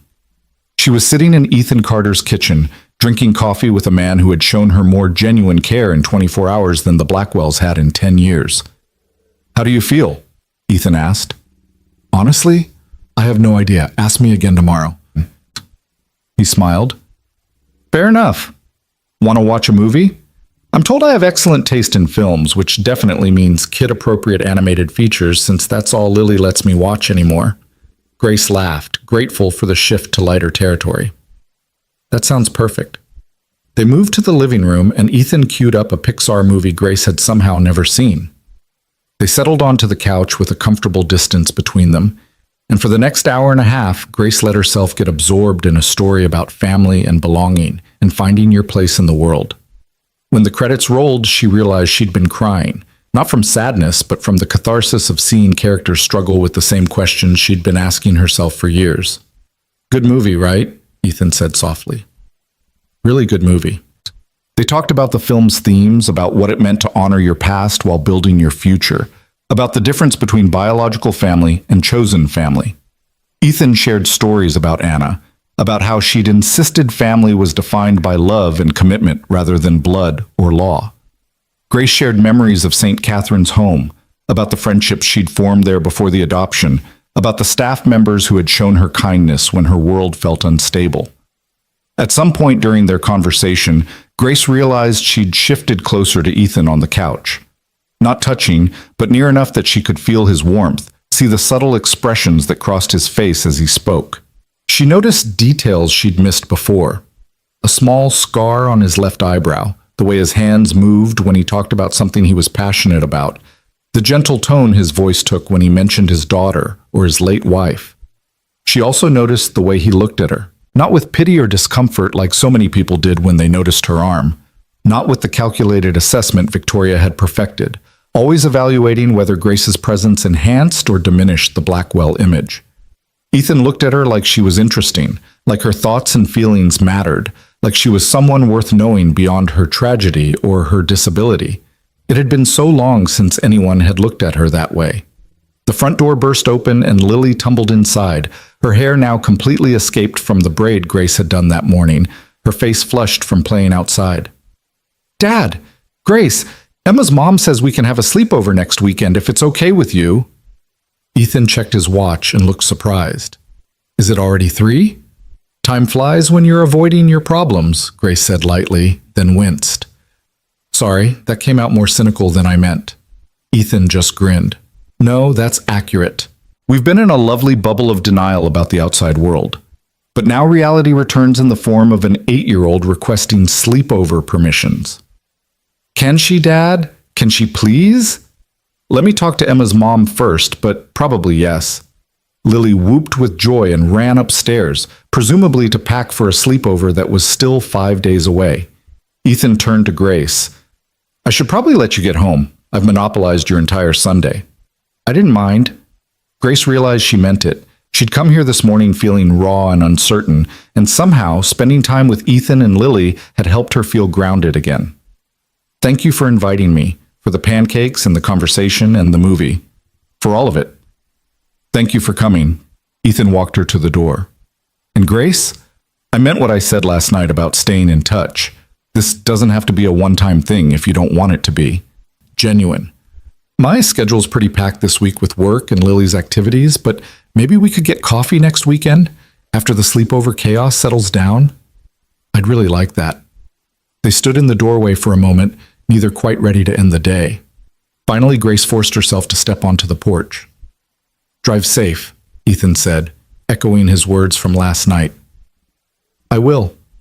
Tell Lily goodbye for me?" "Lily!" Ethan called up the stairs. "Grace is leaving." Thundering footsteps announced Lily's return. She launched herself at Grace, wrapping her arms around Grace's waist in an enthusiastic hug.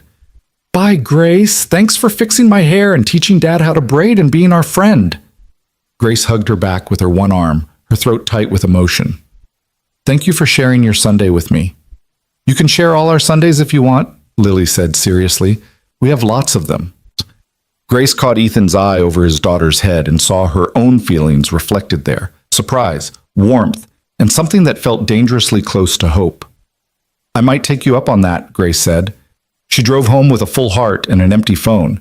No angry messages from Victoria, no guilt trips from Natalie, no demands from Richard, just silence and the memory of chocolate chip pancakes and a little girl who thought she was like a superhero and a widowed father who understood grief and growth in equal measure.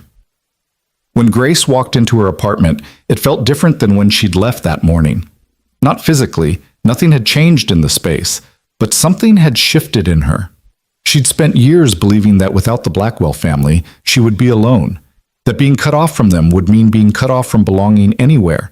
But today had shown her something different, Family wasn't about legal documents or shared last names or obligations enforced through guilt and money. Family was chocolate chip pancakes on a Sunday morning. It was an 8-year-old who asked direct questions and accepted honest answers. It was a father who had sat beside her at table 43 and refused to let her disappear. Family was chosen. Grace pulled out her phone and sent Ethan a message. Made it home. Thank you again for today. It meant more than you probably know. His response came quickly. It meant a lot to us too. Lily's already planning what books she wants you to recommend next time you visit. Fair warning, she's very serious about her reading list. Grace smiled and typed back. I take reading lists very seriously too. Tell her I'm ready for the challenge. She set down her phone and looked around her small apartment, at the bookshelves overflowing with stories, at the mismatched furniture she'd collected piece by piece, at the life she'd built for herself outside the Blackwell's gilded cage. It wasn't much by their standards. No crystal chandeliers or imported furniture or rooms she was afraid to touch. But it was hers. And now maybe she had the beginning of something else too. Not a replacement family, nothing could replace what she'd never had, but chosen people. Friends who saw her clearly and stayed anyway. A little girl who thought braids were magic, and a father who understood that sometimes sitting beside someone was the bravest thing you could do. Grace spent the rest of Sunday reading and doing laundry and letting herself feel all the complicated emotions swirling through her chest. Grief for the family she'd lost, or more accurately, never truly had. Relief at finally speaking her truth, fear about what came next, and underneath it all, a tentative, fragile hope that maybe, just maybe, the story wasn't over. That night, as Grace lay in bed scrolling through her phone, she stumbled across a photo from Natalie's wedding that someone had posted on social media. It showed the full ballroom during dinner service, hundreds of guests at their elegant tables, the chandeliers sparkling overhead, everything picture perfect.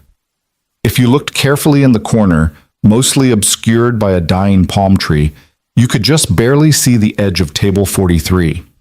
Grace zoomed in on that corner, on the blurry outline of herself sitting alone, and then on the moment after, when Ethan had joined her and the table had stopped being a place of exile and become something else entirely. She saved the photo, not to remember the humiliation, but to remember the moment everything changed.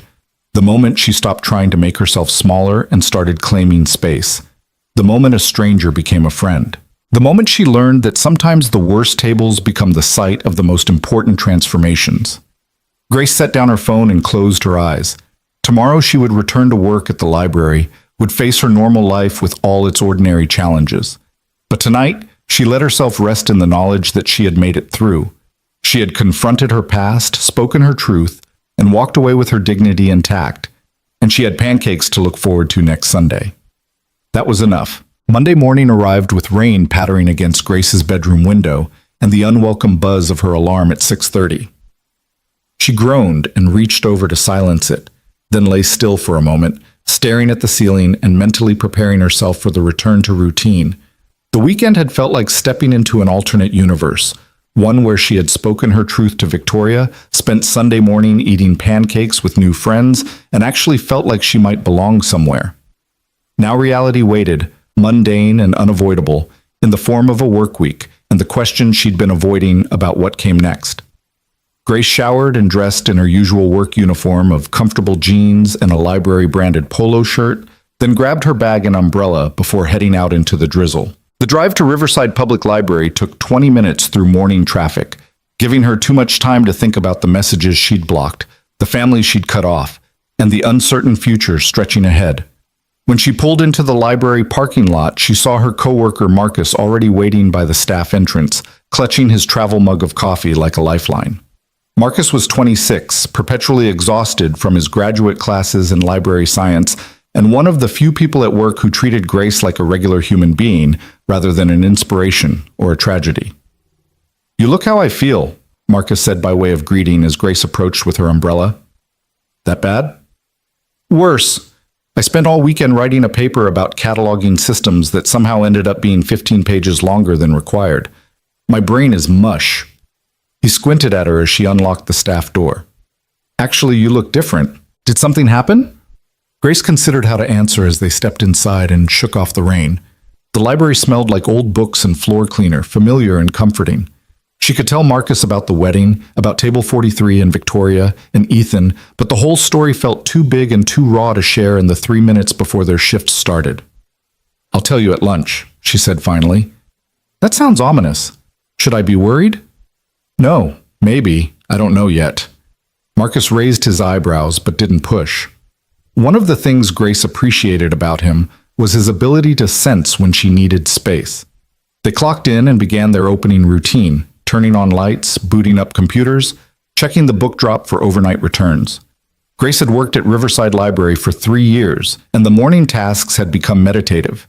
She could sort returns and process holds on autopilot, letting her mind wander while her hands stayed busy. By 9 o'clock, the library doors opened to the public, and the familiar rhythm of work took over. Grace stationed herself at the children's desk, ready to help parents find board books for toddlers or chapter books for voracious third graders. She loved this part of her job. The connections formed over shared love of stories, the way kids' faces lit up when she recommended exactly the right book. The parents who came back week after week because their children trusted Miss Grace's suggestions. Around 10:30, one of her regulars approached the desk. Mia was 7 years old with thick glasses and an insatiable appetite for fantasy novels. She came to the library every Monday with her grandmother, and Grace always had recommendations ready. "Hi, Miss Grace." Mia set a stack of returns on the desk. "I finished all of these already. They were so good." Grace smiled and began checking in the books. "All 5? "Mia, you're going to run out of things to read at this rate." "Grandma says that's impossible. She says there are more books in the world than anyone could read in a lifetime." "Your grandma is very wise." Grace pulled up her mental catalog of books Mia hadn't read yet. "Okay, I have 3 recommendations for you. Are you in the mood for dragons, witches, or talking animals?" "Dragons!" Mia's eyes went wide behind her glasses. "Always dragons." Grace laughed and led her to the juvenile fiction section, pulling several books she knew would be perfect. She watched Mia's face as she read the back covers, saw the exact moment the girl decided which one to take home first, and felt that familiar satisfaction of connecting the right reader with the right story. This was why she'd refused Victoria's demands to work at the Blackwell Foundation. This moment right here, helping a 7-year-old find her next adventure, mattered more than any high society charity gala or tax-deductible donation ever could. After Mia and her grandmother left with an armful of books, Grace returned to her desk to find Marcus staring at her with undisguised curiosity. "Okay, spill," he said, keeping his voice low so patrons wouldn't hear. "You've been smiling at your computer screen for the last 5 minutes. Either you're having a really good day or something happened over the weekend." Grace glanced at the clock. Still an hour until her lunch break, but the children's section was quiet, and Marcus looked determined to extract information. "I went to my sister's wedding on Saturday," she said carefully. "Oh right, the fancy society wedding. How was it?" "Terrible and then surprisingly good." Marcus pulled up a chair, settling in like he sensed a story coming. "I'm going to need more details than that." So Grace told him. Not everything. She glossed over the specifics of her confrontation with Victoria and didn't mention how deeply the isolation of Table 43 had cut. But she told him about meeting Ethan, about his kindness and his daughter, about Sunday morning pancakes, and the strange, unexpected comfort of being seen by strangers who became friends. "Wait," Marcus interrupted. "This guy just walked over and sat with you at the reject table? That's either the smoothest move ever, or he's genuinely a good person." "I think he's genuinely a good person. And you're seeing him again? Coffee next weekend. As friends." Marcus made a face that suggested he had opinions about the "as friends" qualifier, but wisely kept them to himself. "Well, good for you. You deserve people who actually appreciate you instead of treating you like an obligation." He paused. "How'd your family take it when you left early?" "I didn't leave early. I left after confronting my adoptive mother about 10 years of emotional neglect and then blocking all their phone numbers." Marcus's coffee mug stopped halfway to his mouth. "You what?" "I may have burned some bridges." "Grace Taylor, you absolute legend." He set down his mug and actually applauded quietly. "I've been watching you tiptoe around that family's expectations for 3 years, trying so hard not to disappoint people who never appreciated you in the first place. It's about time you stood up for yourself." His enthusiasm made Grace smile despite the lingering anxiety. "You're not worried I made a huge mistake?" "The only mistake would be going back and apologizing. You did the right thing." Marcus's expression turned serious. "Look, I know I don't talk about my family much, but there's a reason for that. My parents kicked me out when I came out as gay at 17, told me I was an embarrassment, that I needed to change or leave. So I left, and for years I felt guilty about it. Like I should have tried harder to make them understand, should have been more patient with their bigotry." "Marcus, I'm so sorry. I didn't know. Most people don't. The point is, it took me a long time to realize that leaving wasn't giving up on my family, it was choosing myself. And that's not selfish. That's survival." He met her eyes. "You chose yourself, Grace. That's brave as hell." Grace felt tears threatening and blinked them back.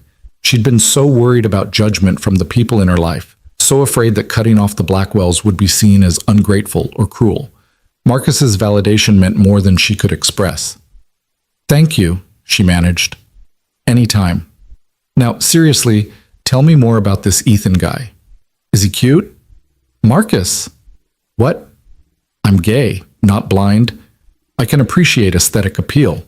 Grace laughed, and the tension in her chest eased. They talked for a few more minutes until patrons started arriving at the desk with questions, pulling them back into work mode. But Marcus's words stayed with her throughout the day, a reminder that choosing herself wasn't selfish. It was necessary. At lunch, Grace retreated to the break room with her packed sandwich and pulled out her phone. She'd been avoiding it all morning, afraid of what she might find. But when she checked her messages, there were only 2 new ones. One from her phone company about her bill, and one from Ethan, sent an hour ago. "Lily wanted me to tell you she finished 3 chapters of her new book during reading time at school today. She says it's already her favorite. Your recommendation skills are legendary." Grace smiled and typed back, "Tell her I expect a full book report when she finishes. And by book report, I mean an enthusiastic recap with dramatic reenactments."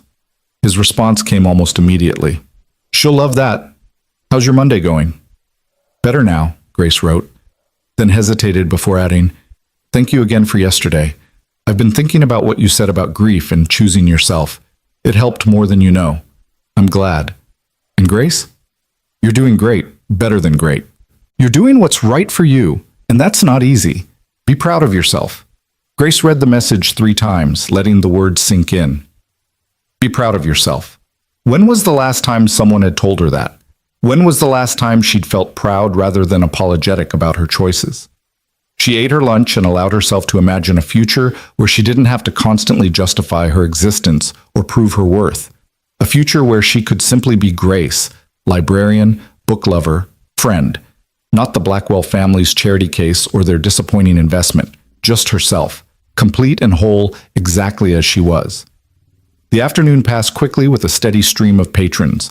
Grace helped a mother find books about divorce to help her 5-year-old understand why Daddy didn't live at home anymore. She recommended graphic novels to a reluctant reader whose teacher had given up trying to engage him. She read stories during the 3 o'clock children's hour, doing different voices for each character the way Lily had said her mother used to do. By the time her shift ended at 5, Grace felt both exhausted and accomplished. This was her life. Simple, meaningful, entirely her own. The Blackwells might have given her money and status and access to their wealthy world, but she'd built something better. Purpose. Tuesday brought sunshine and a steady stream of school groups visiting the library for research projects. Grace spent most of the day helping 4th graders find books about state history while mediating disputes over who got to use the computer stations first. It was chaotic and loud and exactly the kind of productive chaos she loved. Wednesday, she covered the evening shift and stayed until 8, helping with the weekly book club for middle schoolers. 12 kids showed up to discuss their current read, a young adult novel about a girl with a facial difference learning to advocate for herself. The discussion became heated when several kids disagreed about whether the protagonist should have confronted her bullies or taken the high road. "But standing up for yourself just makes them target you more," one boy argued. "So you're supposed to just take it?" a girl shot back.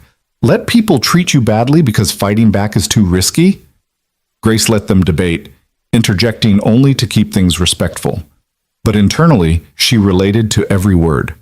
She'd spent 10 years taking the high road with the Blackwells, swallowing her hurt and maintaining peace because confrontation felt too dangerous. And where had it gotten her? Isolated at table 43, still seeking approval from people who would never give it. When the discussion wound down and the kids started leaving, one girl lingered behind, Jasmine, an 8th grader who never said much during group discussions but always had thoughtful insights when she did speak. "Miss Grace?" Jasmine twisted her backpack strap nervously. "Can I ask you something?" "Of course." "Do you think it's ever too late to stand up for yourself? Like if you've been letting people treat you badly for a long time, is it too late to change that?" Grace considered the question carefully, sensing there was a personal story behind it. "I don't think it's ever too late. It might be harder the longer you wait, and people might be surprised by the change. But you always have the right to set boundaries and demand respect, no matter how much time has passed. What if people get mad at you for it? Some probably will. People who benefit from you not having boundaries usually don't like it when you establish them." Grace thought about Victoria's angry texts, about Natalie's accusation of embarrassment. But their anger doesn't mean you were wrong to stand up for yourself. It just means they preferred it when you didn't. Jasmine nodded slowly, absorbing this. "Did someone used to treat you badly? Is that why you know about this stuff?"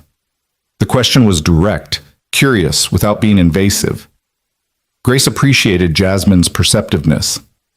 "Yes," she said honestly. "And I spent a long time trying to earn their approval by being quiet and agreeable and never making waves. But recently I realized I was never going to earn what I was looking for because they weren't capable of giving it, so I chose myself instead. Was it scary? Terrifying. Still is sometimes. But you did it anyway?" "I did it anyway." Jasmine smiled, small and tentative but real. "Thanks, Miss Grace. That helps." She headed for the door, then turned back. "I hope whoever treated you badly knows they messed up. You're really cool." After Jasmine left, Grace sat alone in the empty library for a few minutes, struck by the strange circularity of life. She'd been helping kids find themselves in stories for 3 years, never quite realizing that she was still searching for her own narrative. But maybe that was the point. Maybe we were all works in progress, all trying to figure out which stories we wanted to tell about ourselves and which chapters we needed to close. Thursday afternoon, Grace's phone rang during her break. The number was unfamiliar, and she almost didn't answer, but something made her pick up. "Hello? Grace Taylor?" The voice was female, professional, unfamiliar. "Yes? This is Jennifer Matthews from Worthington Enterprises. I'm calling on behalf of Mr. Harrison Worthington regarding a family matter." Grace's stomach dropped. Harrison. Natalie's new husband. She should have known the Blackwells wouldn't give up after a few blocked numbers. "I'm not interested in speaking with the Blackwell family," Grace said firmly. "I understand." Jennifer's voice remained neutral. "However, Mr. Worthington specifically asked me to reach out separately from his in-laws. He wanted me to convey his apologies for the seating arrangement at his wedding and to offer you an opportunity to discuss the situation if you're willing." Grace sat down heavily in the break room chair. Of all the people she'd expected to hear from, Harrison had been near the bottom of the list. Why would Harrison apologize? He's married to Natalie. He's part of the family now. "I can only relay what he asked me to communicate. He said he was unaware of how you'd been treated at the reception until after you'd left, and he wanted to make amends if possible." Jennifer paused. "He also mentioned that a colleague of his, Ethan Carter, spoke with him Monday morning about what he witnessed. Mr. Worthington was troubled by what he learned." Ethan had confronted Harrison. Grace felt a wave of emotion she couldn't quite name. Gratitude mixed with concern, mixed with surprise. Ethan barely knew her, had no obligation to advocate on her behalf, and yet he'd spoken up anyway. "What exactly did Ethan tell him?" Grace asked. "I don't have those details. Mr. Worthington simply asked if you'd be willing to meet with him for coffee sometime this week. He said he owes you an apology and an explanation." Grace's first instinct was to refuse. She didn't owe Harrison anything, didn't need to make him feel better about his complicity in her exile. But curiosity gnawed at her. What had Ethan said? What had Harrison's reaction been? And more importantly, did Harrison actually feel remorse? Or was this just another attempt to smooth over the Blackwell family's image? When? Grace heard herself ask. He said any time that works for you. He'll adjust his schedule accordingly. That was surprising. Harrison Worthington III didn't adjust his schedule for anyone, especially not the adopted daughter his mother-in-law had hidden behind a dying palm tree. Friday afternoon, Grace said decisively. 4 o'clock at the coffee house on Main Street. I'll let him know. Thank you, Ms. Taylor. After Jennifer hung up, Grace sat staring at her phone, trying to process what had just happened. She texted Ethan. Did you talk to Harrison about the wedding? His response came a few minutes later. I did. Monday morning. I probably should have asked you first, but I was angry on your behalf and he needed to understand what happened. I hope that's okay. It's more than okay. His assistant just called to set up a meeting. I'm supposed to have coffee with him tomorrow. Do you want me to come with you for moral support? The offer made Grace's chest warm. That's really kind, but I think I need to do this alone, though I might need to debrief afterward. Anytime. I'm serious, Grace. Call me after if you need to talk. Thank you. For everything. She spent the rest of Thursday trying not to obsess over the upcoming meeting with Harrison. What did he want? What would he say? Would he try to defend Victoria's actions or actually acknowledge the harm that had been done? Grace went back and forth between hope and cynicism, between wanting to believe people could change and knowing that the Blackwell family had never shown any indication of genuine growth. Friday morning crawled by. Grace was distracted at work, mixing up book recommendations and having to apologize to a confused parent who'd asked for books about cats and somehow ended up with information about volcanoes. Marcus noticed her agitation and raised his eyebrows in question, but Grace shook her head. She wasn't ready to talk about it yet. At 3:30, she left work and drove to the coffee house, a local cafe known for its excellent lattes and quiet atmosphere. She arrived early and ordered a chamomile tea, hoping the herbal blend would calm her nerves. It didn't. Harrison arrived exactly at 4 o'clock, and Grace was struck by how different he looked from the confident groom she'd watched at his wedding. He wore business casual instead of a tuxedo, and his expression was somber, almost nervous. He spotted Grace and approached her table with visible hesitation. Grace, thank you for agreeing to meet me. I wasn't sure I should, Grace said honestly. I understand. May I sit? She nodded, and Harrison settled into the chair across from her, his hands wrapped around a coffee cup like he needed something to hold on to. For a long moment, neither of them spoke. I owe you an enormous apology, Harrison finally said, and an explanation, though I'm not sure any explanation will be adequate. Grace waited, unwilling to make this easier for him. I didn't know about the seating arrangement, Harrison continued. Victoria handled all those details, and I trusted her judgment. I was focused on other aspects of the wedding, and when Natalie showed me the seating chart, I didn't notice where you'd been placed. I should have. That's my failure. He met her eyes. But even if I'd noticed, I'm not sure I would have understood how wrong it was until Ethan explained it to me Monday morning. What did Ethan say? Harrison's jaw tightened. He told me he'd found you sitting alone at an isolated table, visibly upset, while your family celebrated without you. He said you'd been treated like an embarrassment instead of Natalie's sister, and he asked me how I could allow that to happen at my own wedding. He paused. I didn't have a good answer. I still don't. You must have noticed how Victoria treats me, Grace said quietly. You've been around the family for 2 years. You've seen the dynamic. I have. And I'm ashamed to say I told myself it wasn't my place to interfere, that every family has complicated relationships, and I shouldn't insert myself into yours. Harrison's voice was thick with regret. But Ethan was right to call me out. Silence is complicity. By not saying anything, by not questioning Victoria's treatment of you, I was endorsing it. Grace felt her throat tighten. This was more accountability than she'd expected, more self-awareness than any Blackwell had ever shown. Why didn't Natalie notice? The question came out sharper than she intended. I'm her sister. Why didn't she care where I was sitting? Harrison looked away, clearly uncomfortable. Natalie noticed. She asked her mother about it Friday night during the rehearsal dinner. Victoria told her you'd requested to sit somewhere quiet, away from crowds. Natalie believed her. And you? I didn't think to question it. He shook his head. That sounds terrible, but it's the truth. I assumed if Natalie was satisfied with the explanation, then it must be accurate. I didn't consider that Victoria might be lying or that Natalie might be accepting a comfortable narrative instead of pressing for the truth. Does Natalie know you're here? Yes. She's not happy about it. Harrison's expression turned pained. We've been fighting all week. She thinks I'm overreacting, that you were always difficult and overly sensitive about your place in the family. She doesn't understand why I'm so bothered by what happened. Grace absorbed this information. Part of her had hoped that Natalie might eventually recognize the harm she'd caused, might reach out with genuine remorse. But apparently her sister preferred to maintain Victoria's narrative rather than confront uncomfortable truths. I'm not overly sensitive, Grace said firmly. I was systematically excluded and devalued for 10 years. There's a difference. I know. I see that now. Harrison leaned forward. Grace, I can't undo what happened at the wedding. I can't change the fact that I was complicit in your mistreatment, but I want you to know that I see it now and I'm sorry. Deeply sorry. What do you want from me? Grace asked.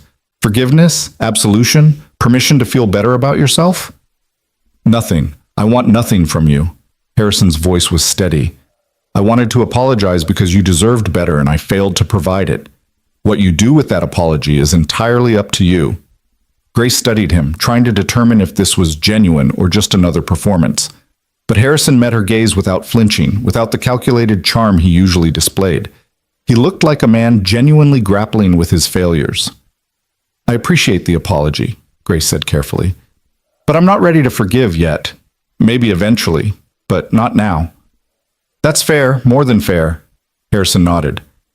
Can I ask what you're going to do? About the family, I mean? I've blocked Victoria's number, and Natalie's and Richard's. I'm done trying to earn their approval or fit into their world. Grace straightened her shoulders.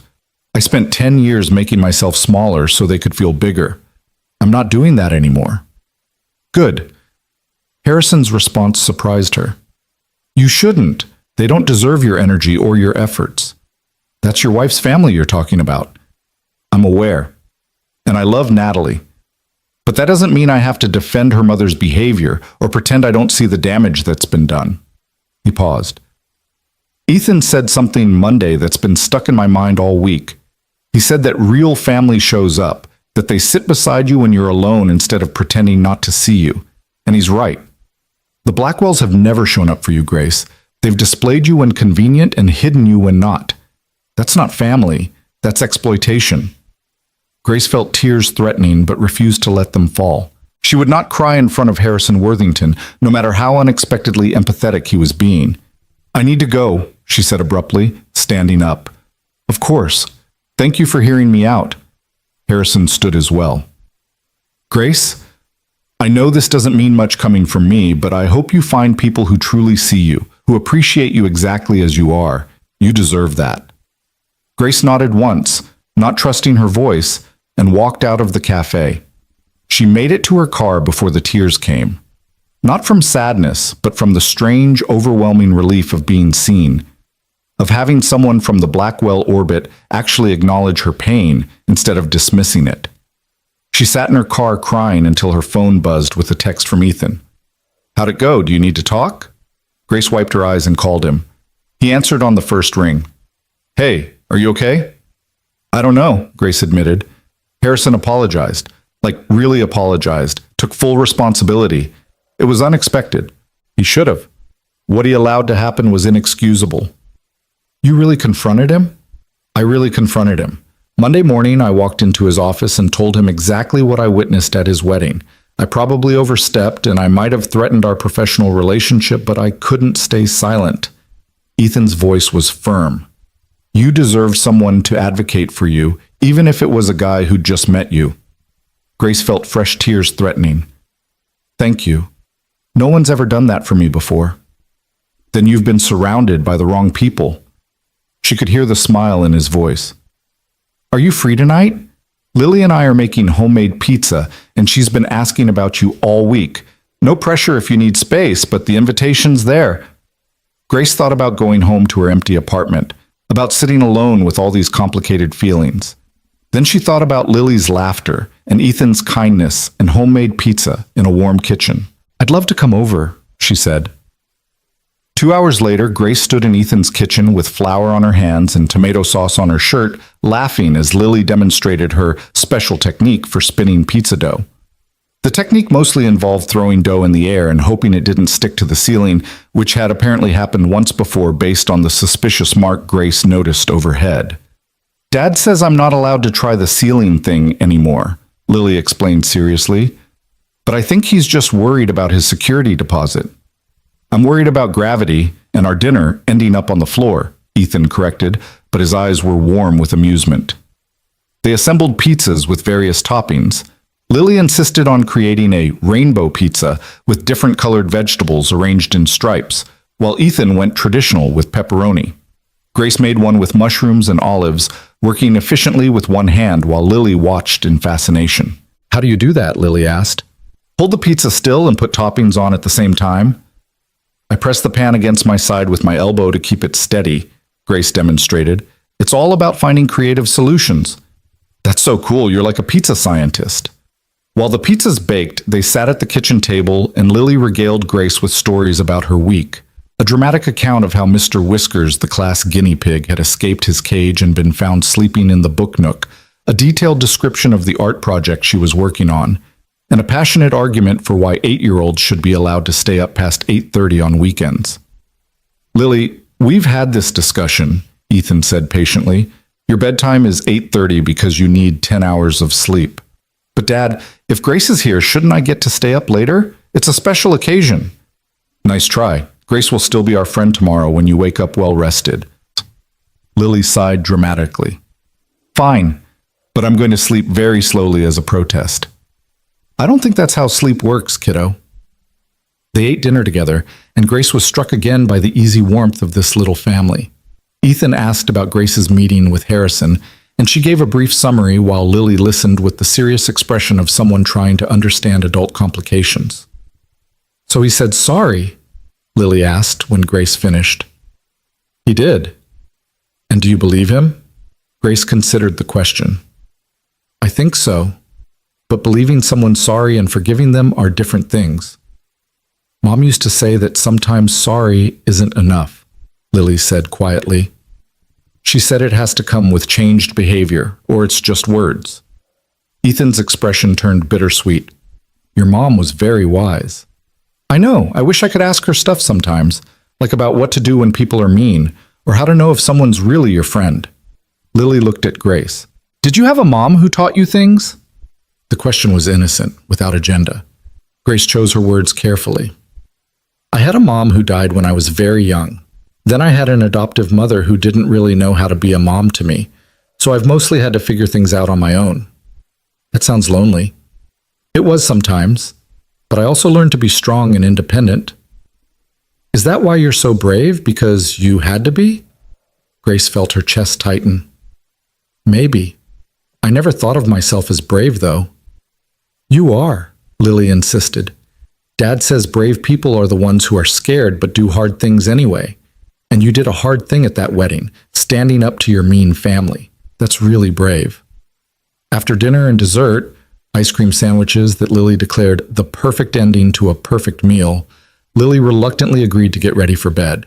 She hugged Grace goodnight, then looked up at Ethan with a scheming expression. "Dad, since it's Friday, can Grace read me a bedtime story? Please? She's a librarian, so she's probably really good at it." Ethan looked at Grace. "You absolutely don't have to." "I'd love to," Grace interrupted. She followed Lily upstairs to her colorful bedroom, and Lily immediately pulled out her current favorite, a fantasy novel about a girl who discovered she could talk to animals.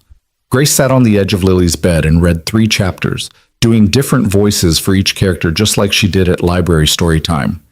Lily's eyes grew heavy halfway through the 2nd chapter, but she fought sleep determinedly, clearly not wanting the story to end.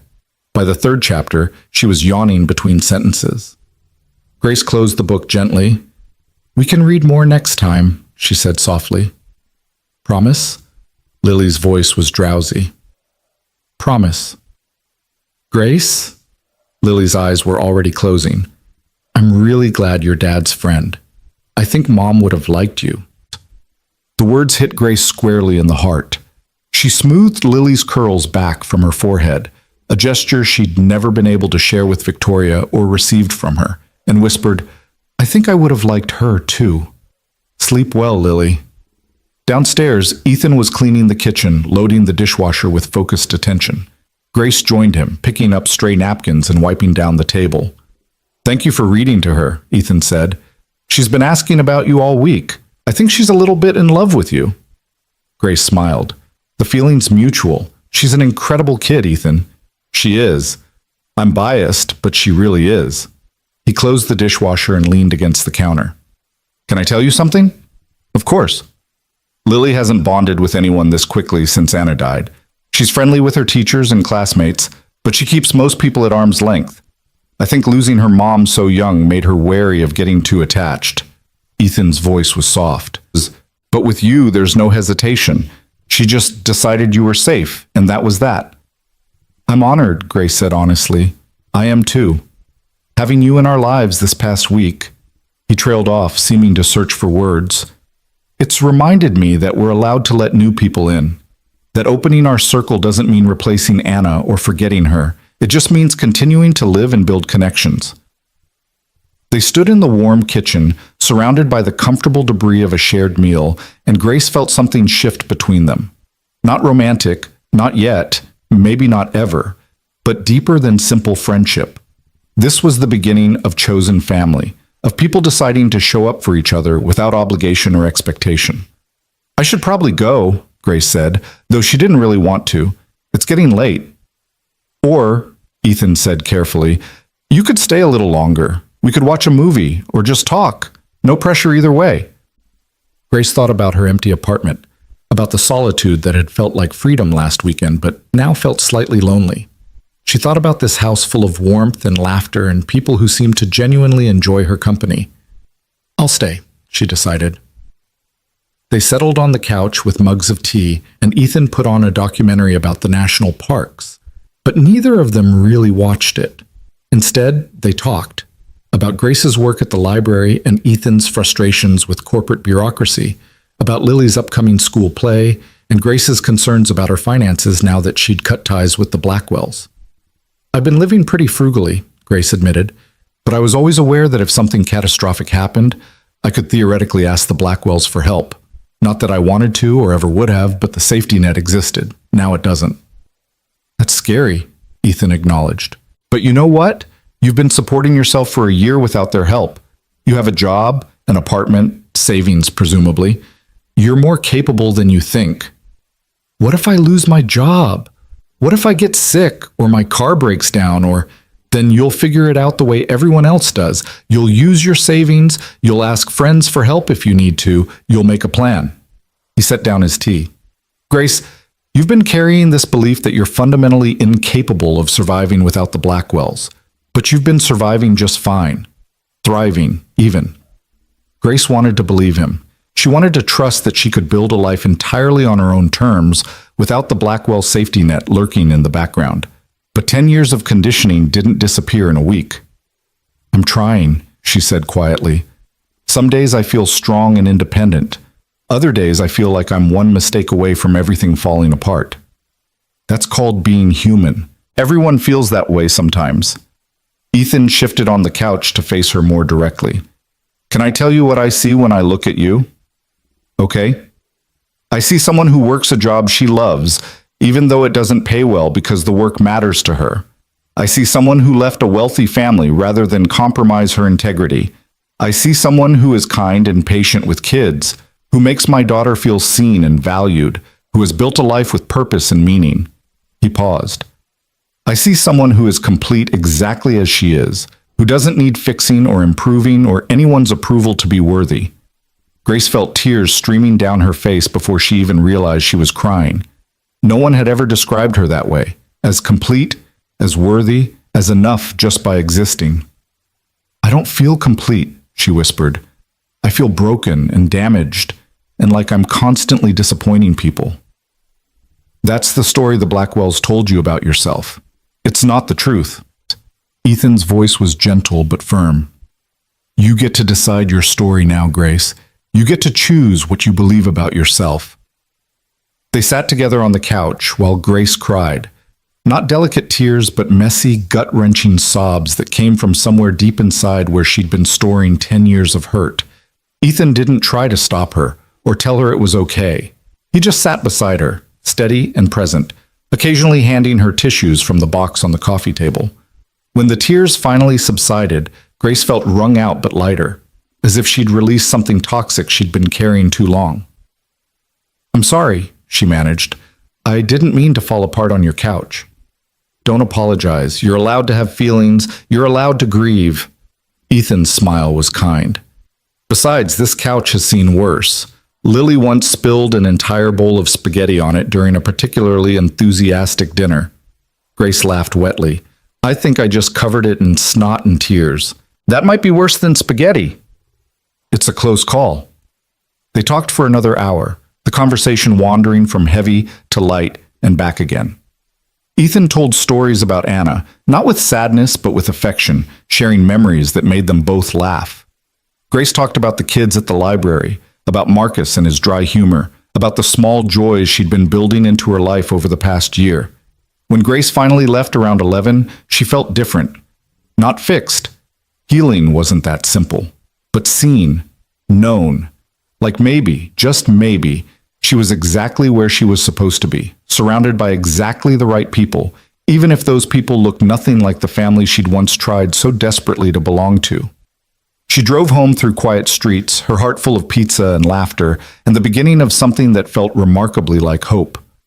Her phone buzzed as she pulled into her apartment complex. A text from Ethan. "Home safe?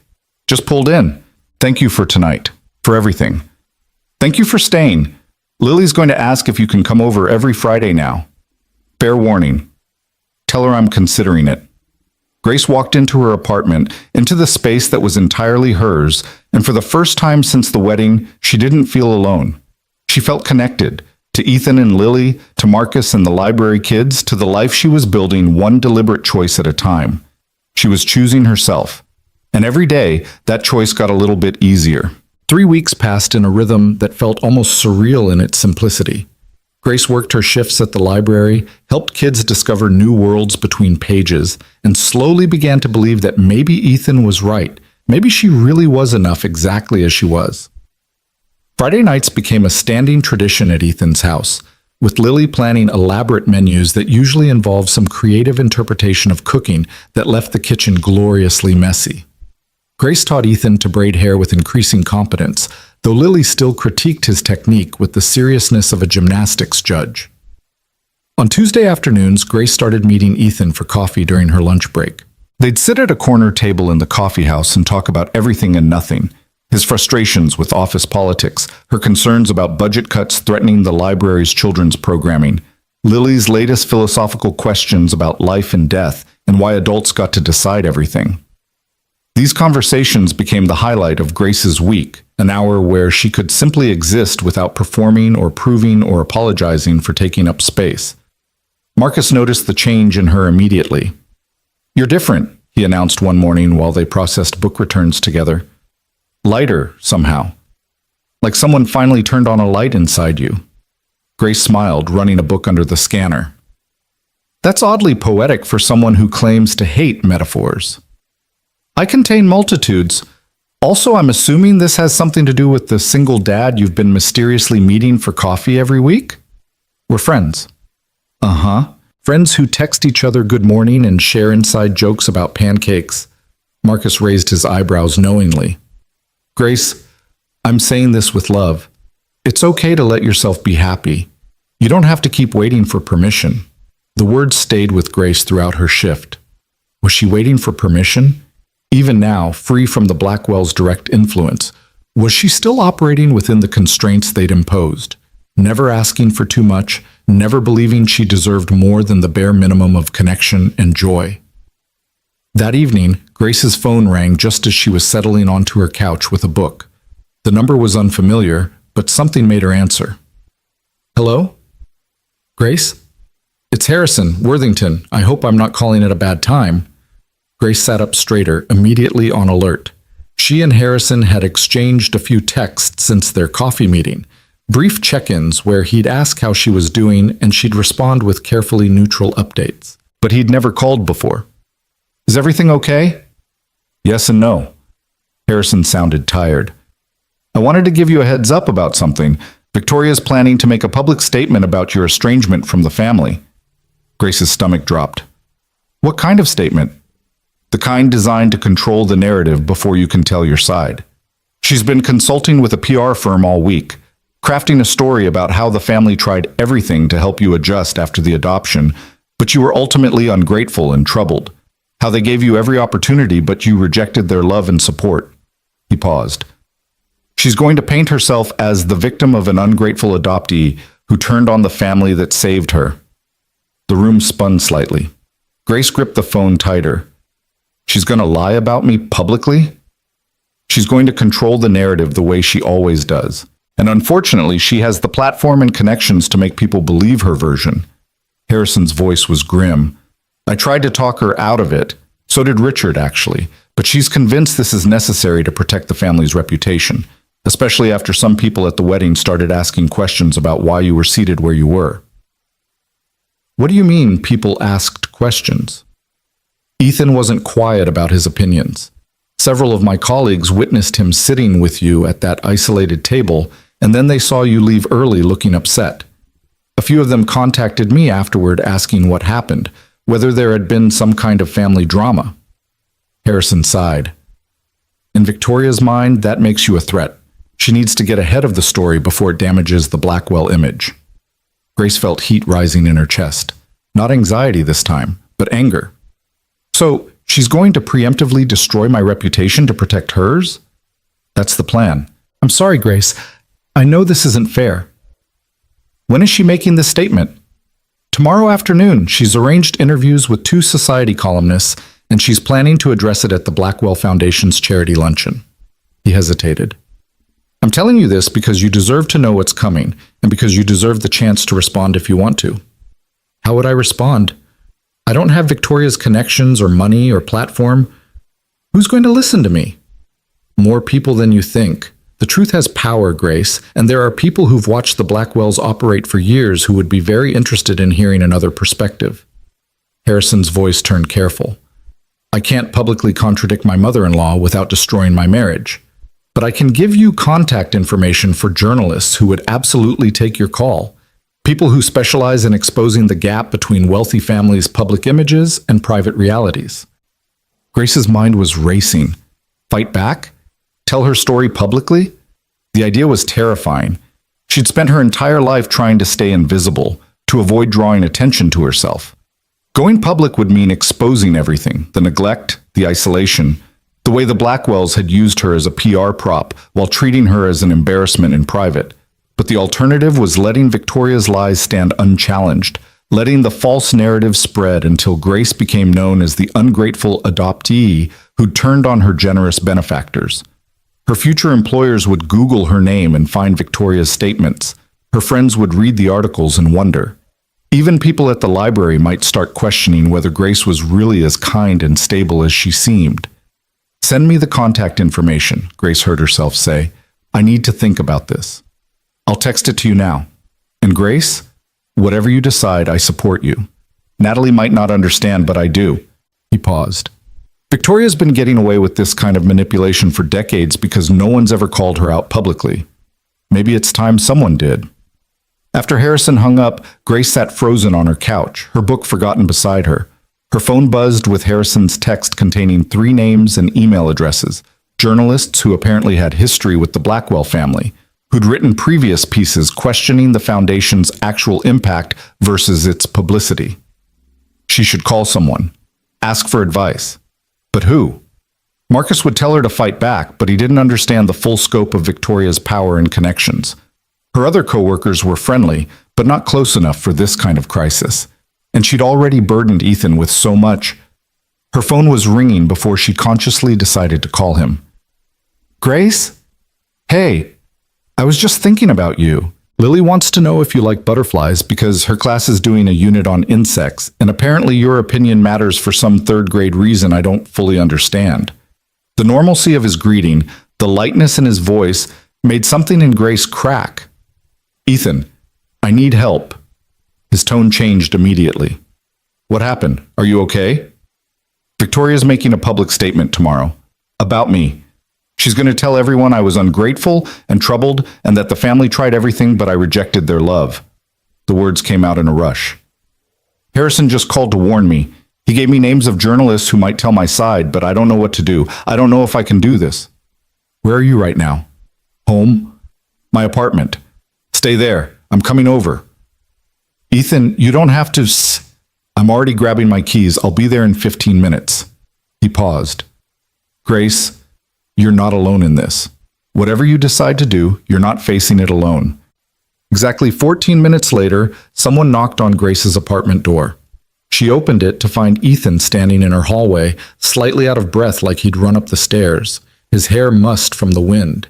He looked at her face and immediately pulled her into a hug. Grace stiffened for just a second. She wasn't used to casual physical affection, then melted into it, her face pressed against his shoulder, breathing in the clean soap smell of him. When was the last time someone had hugged her like this? Like they genuinely cared about her pain and wanted to shoulder some of the weight? Okay, Ethan said when they finally pulled apart. Tell me everything. They sat on Grace's small couch, and she explained the whole situation, Harrison's warning, Victoria's plan, the journalist contacts, her terror about going public versus her fury at being slandered without the ability to defend herself. Ethan listened without interrupting, his expression growing darker as she spoke. That's incredibly manipulative, he said when she finished. Victoria knows that most people will believe the wealthy philanthropist over the disabled adoptee she rescued. She's weaponizing sympathy and public perception. Which is why I don't know if I should fight back. Maybe I should just let her say whatever she wants and move on with my life. I have my job, my apartment, my friends. Do I really need to engage in a public battle with her? Do you want her lies to stand unchallenged? Grace thought about it honestly. No, but I also don't want to spend months or years locked in a media battle with the Blackwell family. I don't want my entire life to become about this conflict. That's fair. But consider this. If you don't tell your story now, Victoria's version becomes the truth. Every time someone Googles your name, they'll find articles about how you were troubled and ungrateful. Future employers, potential friends, anyone you meet, they'll all see that narrative first. Ethan's voice was gentle but firm. But if you speak up now, you get to define yourself. You get to tell the truth about what really happened, and then you can move on, knowing you didn't let her rewrite history. What if no one believes me? Then they don't. But at least your truth will be on record, available for people who want to see it. He pulled out his phone. Can I see those journalist names Harrison sent? Grace showed him the text, and Ethan's eyebrows rose.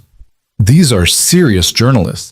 Maria Chen broke that story about the Anderson Foundation embezzling donations last year. David Kim exposed that private school's discrimination scandal. These aren't society columnists writing puff pieces. These are investigative reporters who specialize in holding wealthy families accountable. That makes it more terrifying. Or more legitimate. Grace, these people would fact-check everything you say. They'd investigate the Blackwell Foundation's actual operations. They'd interview other people who've worked with or been helped by Victoria's organization. This wouldn't just be your word against hers. It would be journalism. Grace felt her heart pounding. I don't know if I'm brave enough for this. You confronted Victoria at Natalie's wedding in front of hundreds of people. You cut off your entire adoptive family. You've been rebuilding your life from scratch for a year. Ethan met her eyes. Grace, you're one of the bravest people I've ever met. You just don't see it yet. They talked for another hour, going through potential scenarios and outcomes. Ethan didn't push her toward any particular decision, but he helped her think through the implications of each choice.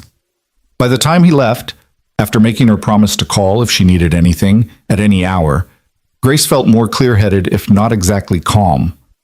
She pulled up her laptop and started researching the journalist Harrison had recommended. Maria Chen's portfolio was impressive and intimidating. Exposés of corporate fraud, investigations into nonprofit corruption, profiles of whistleblowers who'd risked everything to tell the truth. David Kim specialized in education inequality and had written several pieces about how wealthy families manipulated admission systems and charitable giving for personal benefit. These weren't people who would take her story lightly. They would dig deep, ask hard questions, demand evidence. but they would also protect her credibility, ensure her claims were substantiated, present her story in a way that couldn't be easily dismissed. Grace spent 2 hours that night drafting an email to Maria Chen. She wrote and deleted and rewrote, trying to find the balance between honesty and dignity, between vulnerability and strength. Finally, around midnight, she settled on a version that felt true. Ms. Chen, my name is Grace Taylor, and I'm writing to you on the recommendation of Harrison Worthington. I was adopted by the Blackwell family 10 years ago when I was 12 years old. Tomorrow, my adoptive mother, Victoria Blackwell, plans to make a public statement characterizing me as an ungrateful and troubled adoptee who rejected the family's love and support. That characterization is false, and I would like to tell the true story of what it was like to be raised as the Blackwell family's public relations project rather than their daughter. I understand you may not be interested in this story or may not find it newsworthy. But I'm reaching out because I believe the public deserves to know the truth about how some wealthy families use adoption as a tool for image management rather than a genuine commitment to a child's well-being. If you're interested in speaking with me, I'm available at your convenience. Sincerely, Grace Taylor. She read it over 5 times, her finger hovering over the send button. This was it, the point of no return. Once she sent this email, she couldn't take it back. She would be committing to speaking publicly about the Blackwells, to potentially destroying any remaining chance of reconciliation, to becoming the ungrateful adoptee who'd aired the family's private issues for public consumption. But she would also be telling her truth, claiming her story, refusing to let Victoria control the narrative. Grace hit send before she could second-guess herself again, then immediately closed her laptop and got ready for bed. She'd done it. Whether anything came of it or not, she'd taken the first step toward defending herself. She barely slept that night, her mind spinning with worst-case scenarios. But when morning came and she dragged herself to work, there was an email waiting in her inbox from Maria Chen. Grace, thank you for reaching out. I would very much like to speak with you about your experience with the Blackwell family. Would you be available for a phone interview this afternoon? I understand Victoria's planning to make her statement today, and I'd like to have your perspective on record before that happens. Best, Maria Grace stared at the email, her heart racing. This was happening, really happening. She wrote back agreeing to a 2 o'clock interview during her lunch break, then somehow made it through her morning shift on autopilot, her mind only half present as she helped patrons find books and answered reference questions. At 1:30, Marcus found her in the break room, staring at her phone with what he described as the expression of someone about to jump off a cliff. Okay, spill, what's going on? Grace told him everything, Victoria's planned statement, Harrison's warning, her email to Maria Chen, the interview scheduled in 30 minutes. Marcus listened with increasing outrage, his face growing redder as she spoke. That manipulative witch, he said when she finished. She's actually going to publicly trash you to protect her image? That's the plan. So you're fighting back. Good. It's about damn time someone called out the Blackwell's hypocrisy. He grabbed Grace's shoulders. Listen to me. You are going to do great in this interview. You're going to tell your truth clearly and honestly, and people are going to believe you because you're genuine in a way Victoria Blackwell could never fake. You've got this. What if I don't? Then you don't, but at least you tried. At least you didn't let her silence you. Marcus pulled her into a quick hug. I'm proud of you, Grace. Really proud. At exactly 2 o'clock, Grace's phone rang. She stepped outside the library into the parking lot, finding a quiet spot away from traffic noise, and answered. Grace? This is Maria Chen. Thank you so much for agreeing to speak with me. Maria's voice was warm but professional, immediately putting Grace at ease. For the next hour, Maria asked careful, thorough questions about Grace's adoption, her life with the Blackwells, specific incidents that illustrated how she'd been treated, and what had finally prompted her to cut ties with the family. Grace answered as honestly as she could, her voice shaking at times but never breaking. Can you tell me about the wedding? Maria asked. Harrison mentioned something about a seating arrangement that was concerning. Grace described table 43, the dying palm tree, sitting alone while her family celebrated without her. She explained how Ethan Carter, a colleague of Harrison's, had been the only person to join her, how that small act of kindness had helped her realize how abnormal her isolation was. And this Ethan Carter would be willing to corroborate your account? Grace hesitated. She didn't want to drag Ethan into this publicly, but Maria seemed to sense her reluctance. I don't need to quote him directly if he'd prefer to remain anonymous, but having a witness to that incident would strengthen your credibility significantly. I'll ask him, Grace said. He might be willing to speak off the record. That would be helpful. Now, I want to ask you something that may be difficult. Victoria's statement will likely focus on your disability and suggest that your challenges with integration into the family were related to your medical needs or psychological struggles adjusting to having one arm. How do you respond to that? Grace felt anger flare hot in her chest. Of course, Victoria would weaponize her disability, would frame Grace's trauma response to years of emotional neglect as evidence of instability rather than a natural consequence of mistreatment. I was born without my left forearm. That's a physical difference, not a psychological condition. I've never had significant medical needs related to my arm. I don't use a prosthetic. I don't require ongoing treatment. I manage my daily life without any issues. Grace's voice was steady now, clear. The Blackwells treated my disability as an embarrassment to be managed. Victoria would tell me to position myself in photos so my arm wasn't visible. Richard suggested multiple times that I should consider a prosthetic to look more normal.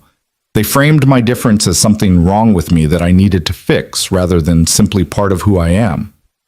And in terms of psychological struggles, I developed anxiety and depression living with the Blackwells. Not because of my disability, but because of their treatment. When you spend 10 years being told implicitly and explicitly that you're not good enough, that you should be grateful for basic necessities, that your worth is conditional on maintaining their image, yes, that causes psychological harm. But that's not a pre-existing condition. That's what happens when a child is emotionally neglected.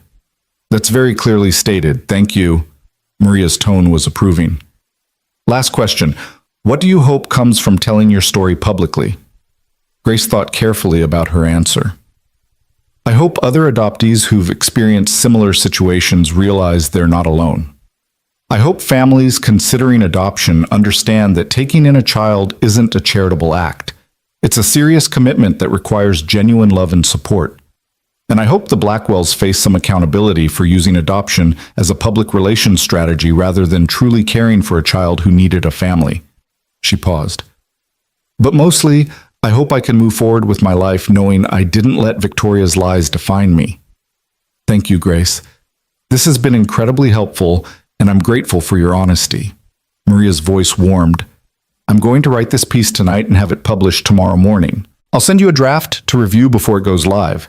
You'll have the chance to approve any direct quotes and flag anything you're uncomfortable with. Sound good? Yes, thank you.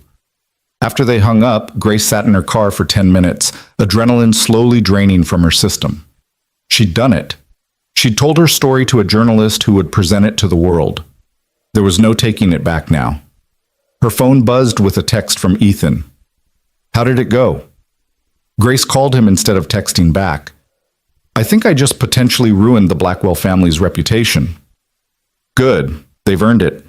She could hear the smile in his voice. Seriously, though, how do you feel? Terrified, relieved, like I might throw up, all of the above. That sounds about right. Are you working the rest of the day? Until 5. Come over after your shift. We're having a celebration dinner because you just did something incredibly brave and you deserve pancakes for dinner like the champion you are. Grace laughed despite her anxiety. Pancakes for dinner? Lily's rules, not mine. She says breakfast food is appropriate for any important occasion, and this qualifies. That evening, Grace sat at Ethan's kitchen table eating pancakes with fresh strawberries while Lily peppered her with questions about what it felt like to talk to a real journalist. Ethan had apparently explained in age-appropriate terms that Grace was doing something brave to stand up to people who hadn't treated her well, and Lily had decided this made Grace basically a superhero. Did you feel scared? Lily asked, drowning her pancakes in syrup. Very scared. But you did it anyway. I did it anyway. That's what brave means. Lily nodded sagely. Mom always said being brave doesn't mean you're not scared. It means you're scared and you do the thing anyway because it's right. Grace met Ethan's eyes across the table and saw her own emotions reflected there. Gratitude for Anna's wisdom that lived on through her daughter, appreciation for the way Lily could distill complex adult situations into simple truths, and something deeper that Grace wasn't quite ready to name yet. After dinner, while Lily was upstairs getting ready for bed, Ethan poured them both wine and they sat on the back porch watching fireflies dance in the yard. Maria asked if you'd be willing to speak with her, Grace said quietly, to corroborate what happened at the wedding.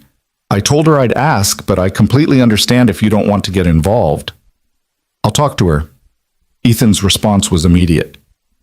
What I witnessed that night was wrong, and I'm willing to say so publicly. Harrison's my friend, but that doesn't mean I'll stay silent about how his wedding treated you. It might damage your professional relationship with him. Harrison already knows how I feel. We had a long conversation about it after the wedding. That's why he's been supporting you through all this. Ethan turned to look at her. Grace, I need you to understand something. I'm not doing this because I pity you or because I think you need rescuing. I'm doing this because what happened to you was wrong, and I have a responsibility as a witness to speak up. That's it. That's not it, though. Grace's voice was barely above a whisper. You've done so much more than just witness. You've invited me into your home, into your life, into Lily's life. You've shown me what real friendship looks like, what chosen family means. Why? Ethan was quiet for a long moment, staring out at the fireflies. When Anna was dying, we had a lot of conversations about what came after. She made me promise that I wouldn't shut down, wouldn't close off from the world just because losing her hurt so much. She said life was meant to be lived in connection with other people, and that Lily and I deserved to keep building our family even after she was gone. He turned to Grace, and in the porch light, his eyes were bright with emotion. The truth is, I started sitting with you at that wedding because of Anna's voice in my head telling me never to let someone eat alone. But I kept sitting with you, kept inviting you over, kept making space for you in our lives because you make our lives better. You make me laugh. You challenge me to think differently. You're patient and kind with Lily in a way that honors Anna's memory while also being completely your own. Grace felt tears streaming down her face. I don't know what I did to deserve you and Lily. You don't have to deserve love, Grace. That's the whole point. You don't have to earn it or prove you're worthy of it. It's just freely given because you exist and you're you, and that's enough. Ethan reached over and squeezed her hand. I know you're not ready to hear this yet, but I'm going to keep showing you until you believe it. You are enough, exactly as you are. With all your fear and strength and vulnerability and courage, all of it. Enough. They sat together in comfortable silence, hands loosely linked, watching darkness settle over the yard. Grace felt something shifting inside her, some fundamental belief about her own worthlessness beginning to crack and let light through. It would take time to fully internalize what Ethan was telling her, time to unlearn 10 years of conditioning that had taught her she was only valuable in proportion to her usefulness and gratitude. But sitting here on this porch, with fireflies dancing and Ethan's steady presence beside her, and Lily's laughter drifting down from her bedroom window, Grace could almost believe it might be possible, that she might actually be enough. Her phone buzzed with an email notification. Grace pulled it out and saw a message from Maria Chen with the subject line, "Draft article for your review." "It's here," she told Ethan. "The article. Do you want to read it now or wait?" Grace thought about it. Part of her wanted to wait, to preserve this moment of peace before facing whatever Maria had written, but another part knew that putting it off would just mean hours of anxiety and speculation. "Now," she decided. "Will you read it with me?" They moved inside to the couch, and Grace opened the email on her phone. The article was long, over 2,000 words, and detailed. Maria had clearly done research beyond just Grace's interview, including quotes from people who'd worked with the Blackwell Foundation, anonymous sources who'd witnessed Victoria's treatment of Grace over the years, and yes, a statement from Ethan about what he'd observed at the wedding. The piece was titled, "The Price of Philanthropy: When Adoption Becomes Image Management." It opened with a description of Table 43, then dove into Grace's full story. But Maria hadn't just presented it as a sob story about a mistreated adoptee. She'd framed it within a larger investigation of how wealthy families use charitable giving and adoption as tools for reputation enhancement, citing several other similar cases where children had been adopted primarily for PR purposes. The article quoted Grace directly in several places, but always in context, never making her sound pitiful or bitter. Instead, she came across as thoughtful and honest, someone who'd survived difficult circumstances and was now choosing to speak up not for revenge, but for accountability. Near the end, Maria had included a devastating paragraph comparing the Blackwell Foundation's public statements about supporting vulnerable children with specific examples of how Grace had been treated. The separate table at family events, the pressure to hide her disability, the emotional isolation. The contradiction was stark and damning. The article concluded with Grace's hope that her story might help other adoptees feel less alone and might encourage families to approach adoption with genuine commitment rather than calculating self-interest. When Grace finished reading, she looked up at Ethan with wide eyes. "She made me sound strong." "Because you are strong." "No, I mean, she didn't make me sound like a victim or someone to feel sorry for. She presented me as someone who survived and chose to speak truth. That's not how I see myself at all." "Maybe it's time you started," Ethan smiled. "Grace, this article is powerful. It's fair but unflinching. And yes, it makes you sound strong because that's the truth Maria saw when she interviewed you." Grace read through it again, making minor edits to a few quotes for clarity, but leaving the substance unchanged. Then she sent her approval back to Maria with a note of gratitude for the respectful, thorough way she'd been treated. The article would publish in the morning, going live just a few hours before Victoria's planned public statement at the charity luncheon.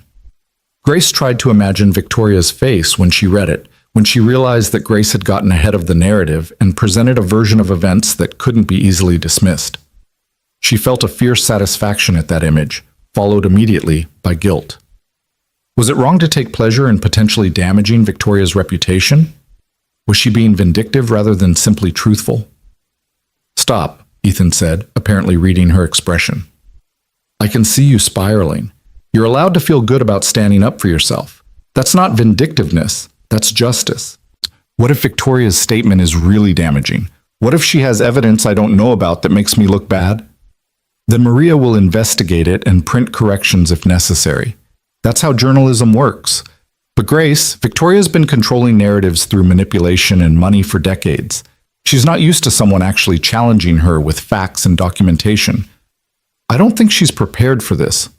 Lily appeared at the top of the stairs in her pajamas. "Dad, I can't sleep. Can Grace read me another story?" Grace looked at Ethan, who nodded encouragingly. "Go ahead. I'll clean up down here." Upstairs in Lily's room, Grace read 3 chapters of a new book about a girl who discovered she had magical powers she couldn't control. Lily listened intently, occasionally asking questions about whether having powers you couldn't control would be scary or exciting or both. "Both," Grace said. "Important things are usually scary and exciting at the same time. Like you talking to that journalist today." "Exactly like that." "I think you're really brave," Lily said sleepily, "and I'm glad you're our friend. I asked Dad if maybe you could be more than our friend, like maybe you could be our family, and he said that's up to you and him to figure out. But he hopes so too." Grace's breath caught. She looked down at Lily, whose eyes were already closing, apparently unaware of the bombshell she'd just dropped. Family. Ethan hoped they could be family. She finished the chapter even though Lily had fallen asleep halfway through, then sat for a moment just watching the little girl breathe, her face peaceful in sleep. Grace thought about Anna, about the woman whose wisdom lived on in her daughter's straightforward kindness, about the space in this family that had opened up not to replace what was lost, but to expand into new configurations of love. Downstairs, Ethan was loading the dishwasher when Grace returned. He looked up with a question in his eyes.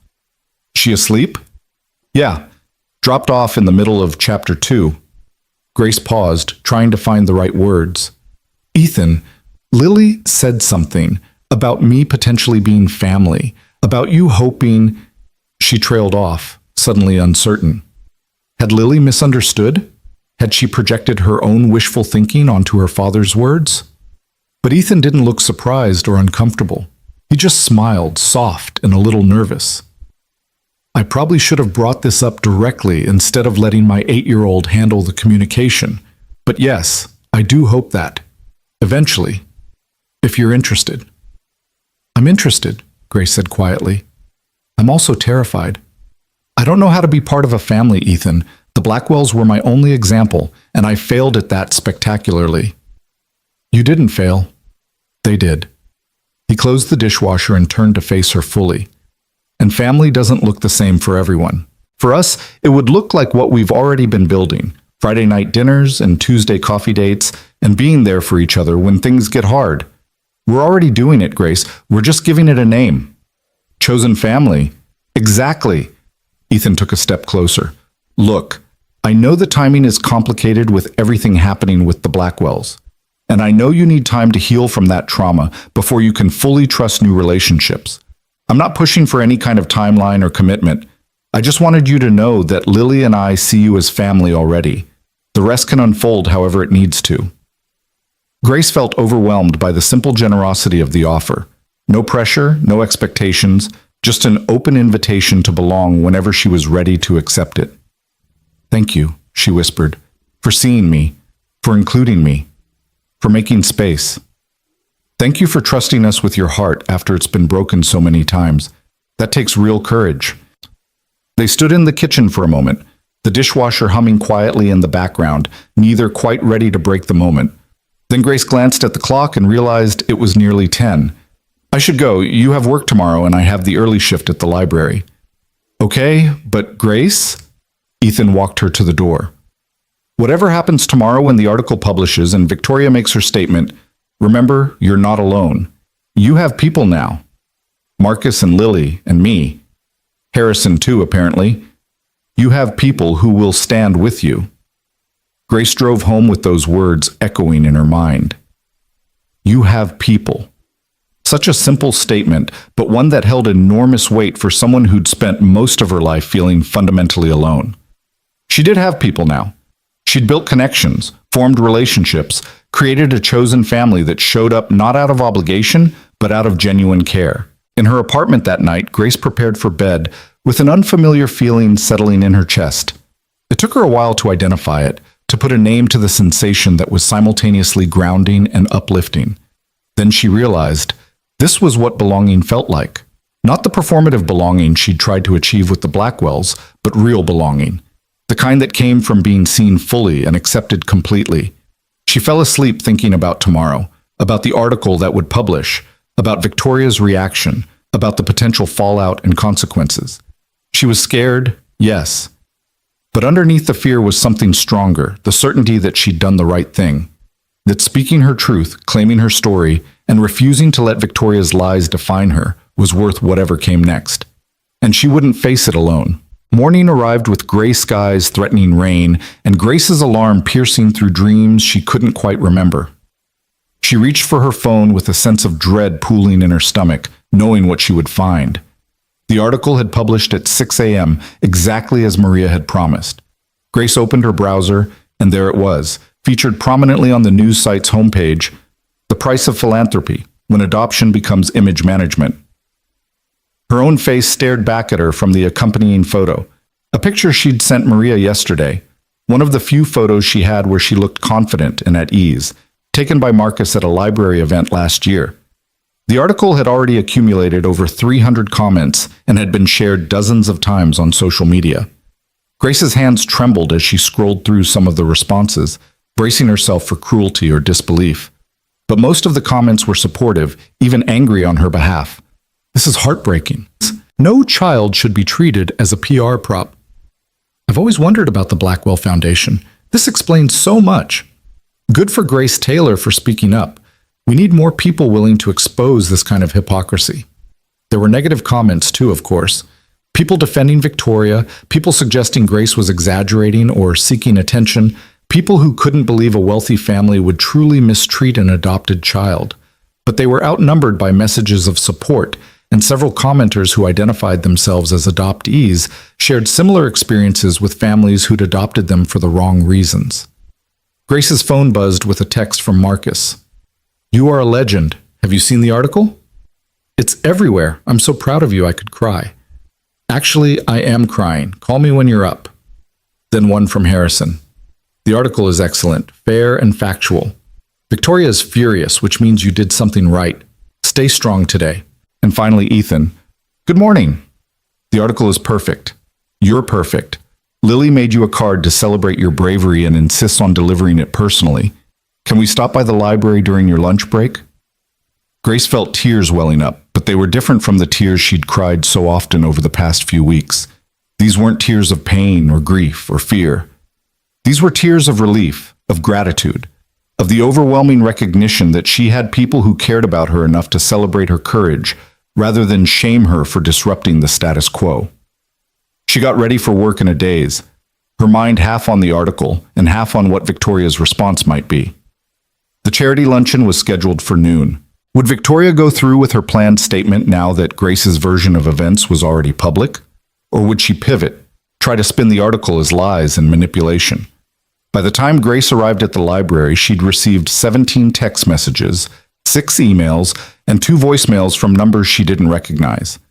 Most were from reporters requesting interviews or follow-up comments. One was from a woman who identified herself as a former Blackwell Foundation board member and wanted to speak with Grace about other concerning incidents involving the foundation's operations. Grace saved that number for later, too overwhelmed to process what it might mean. Marcus was waiting for her at the staff entrance, practically vibrating with excitement. "Grace Taylor, you absolute icon, you magnificent truth teller, you are my hero." "Marcus, it's 7:45 in the morning. How are you this energetic?" "I've had 4 cups of coffee, and I'm running on pure adrenaline and righteous fury." He pulled her into a tight hug. "Seriously, though, that article was incredible.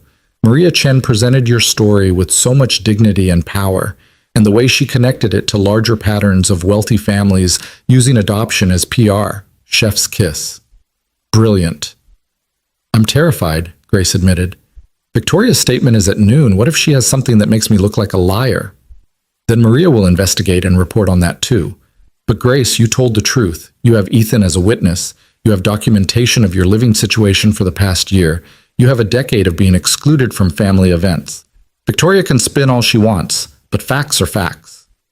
They clocked in and began their opening routine, but Grace couldn't focus.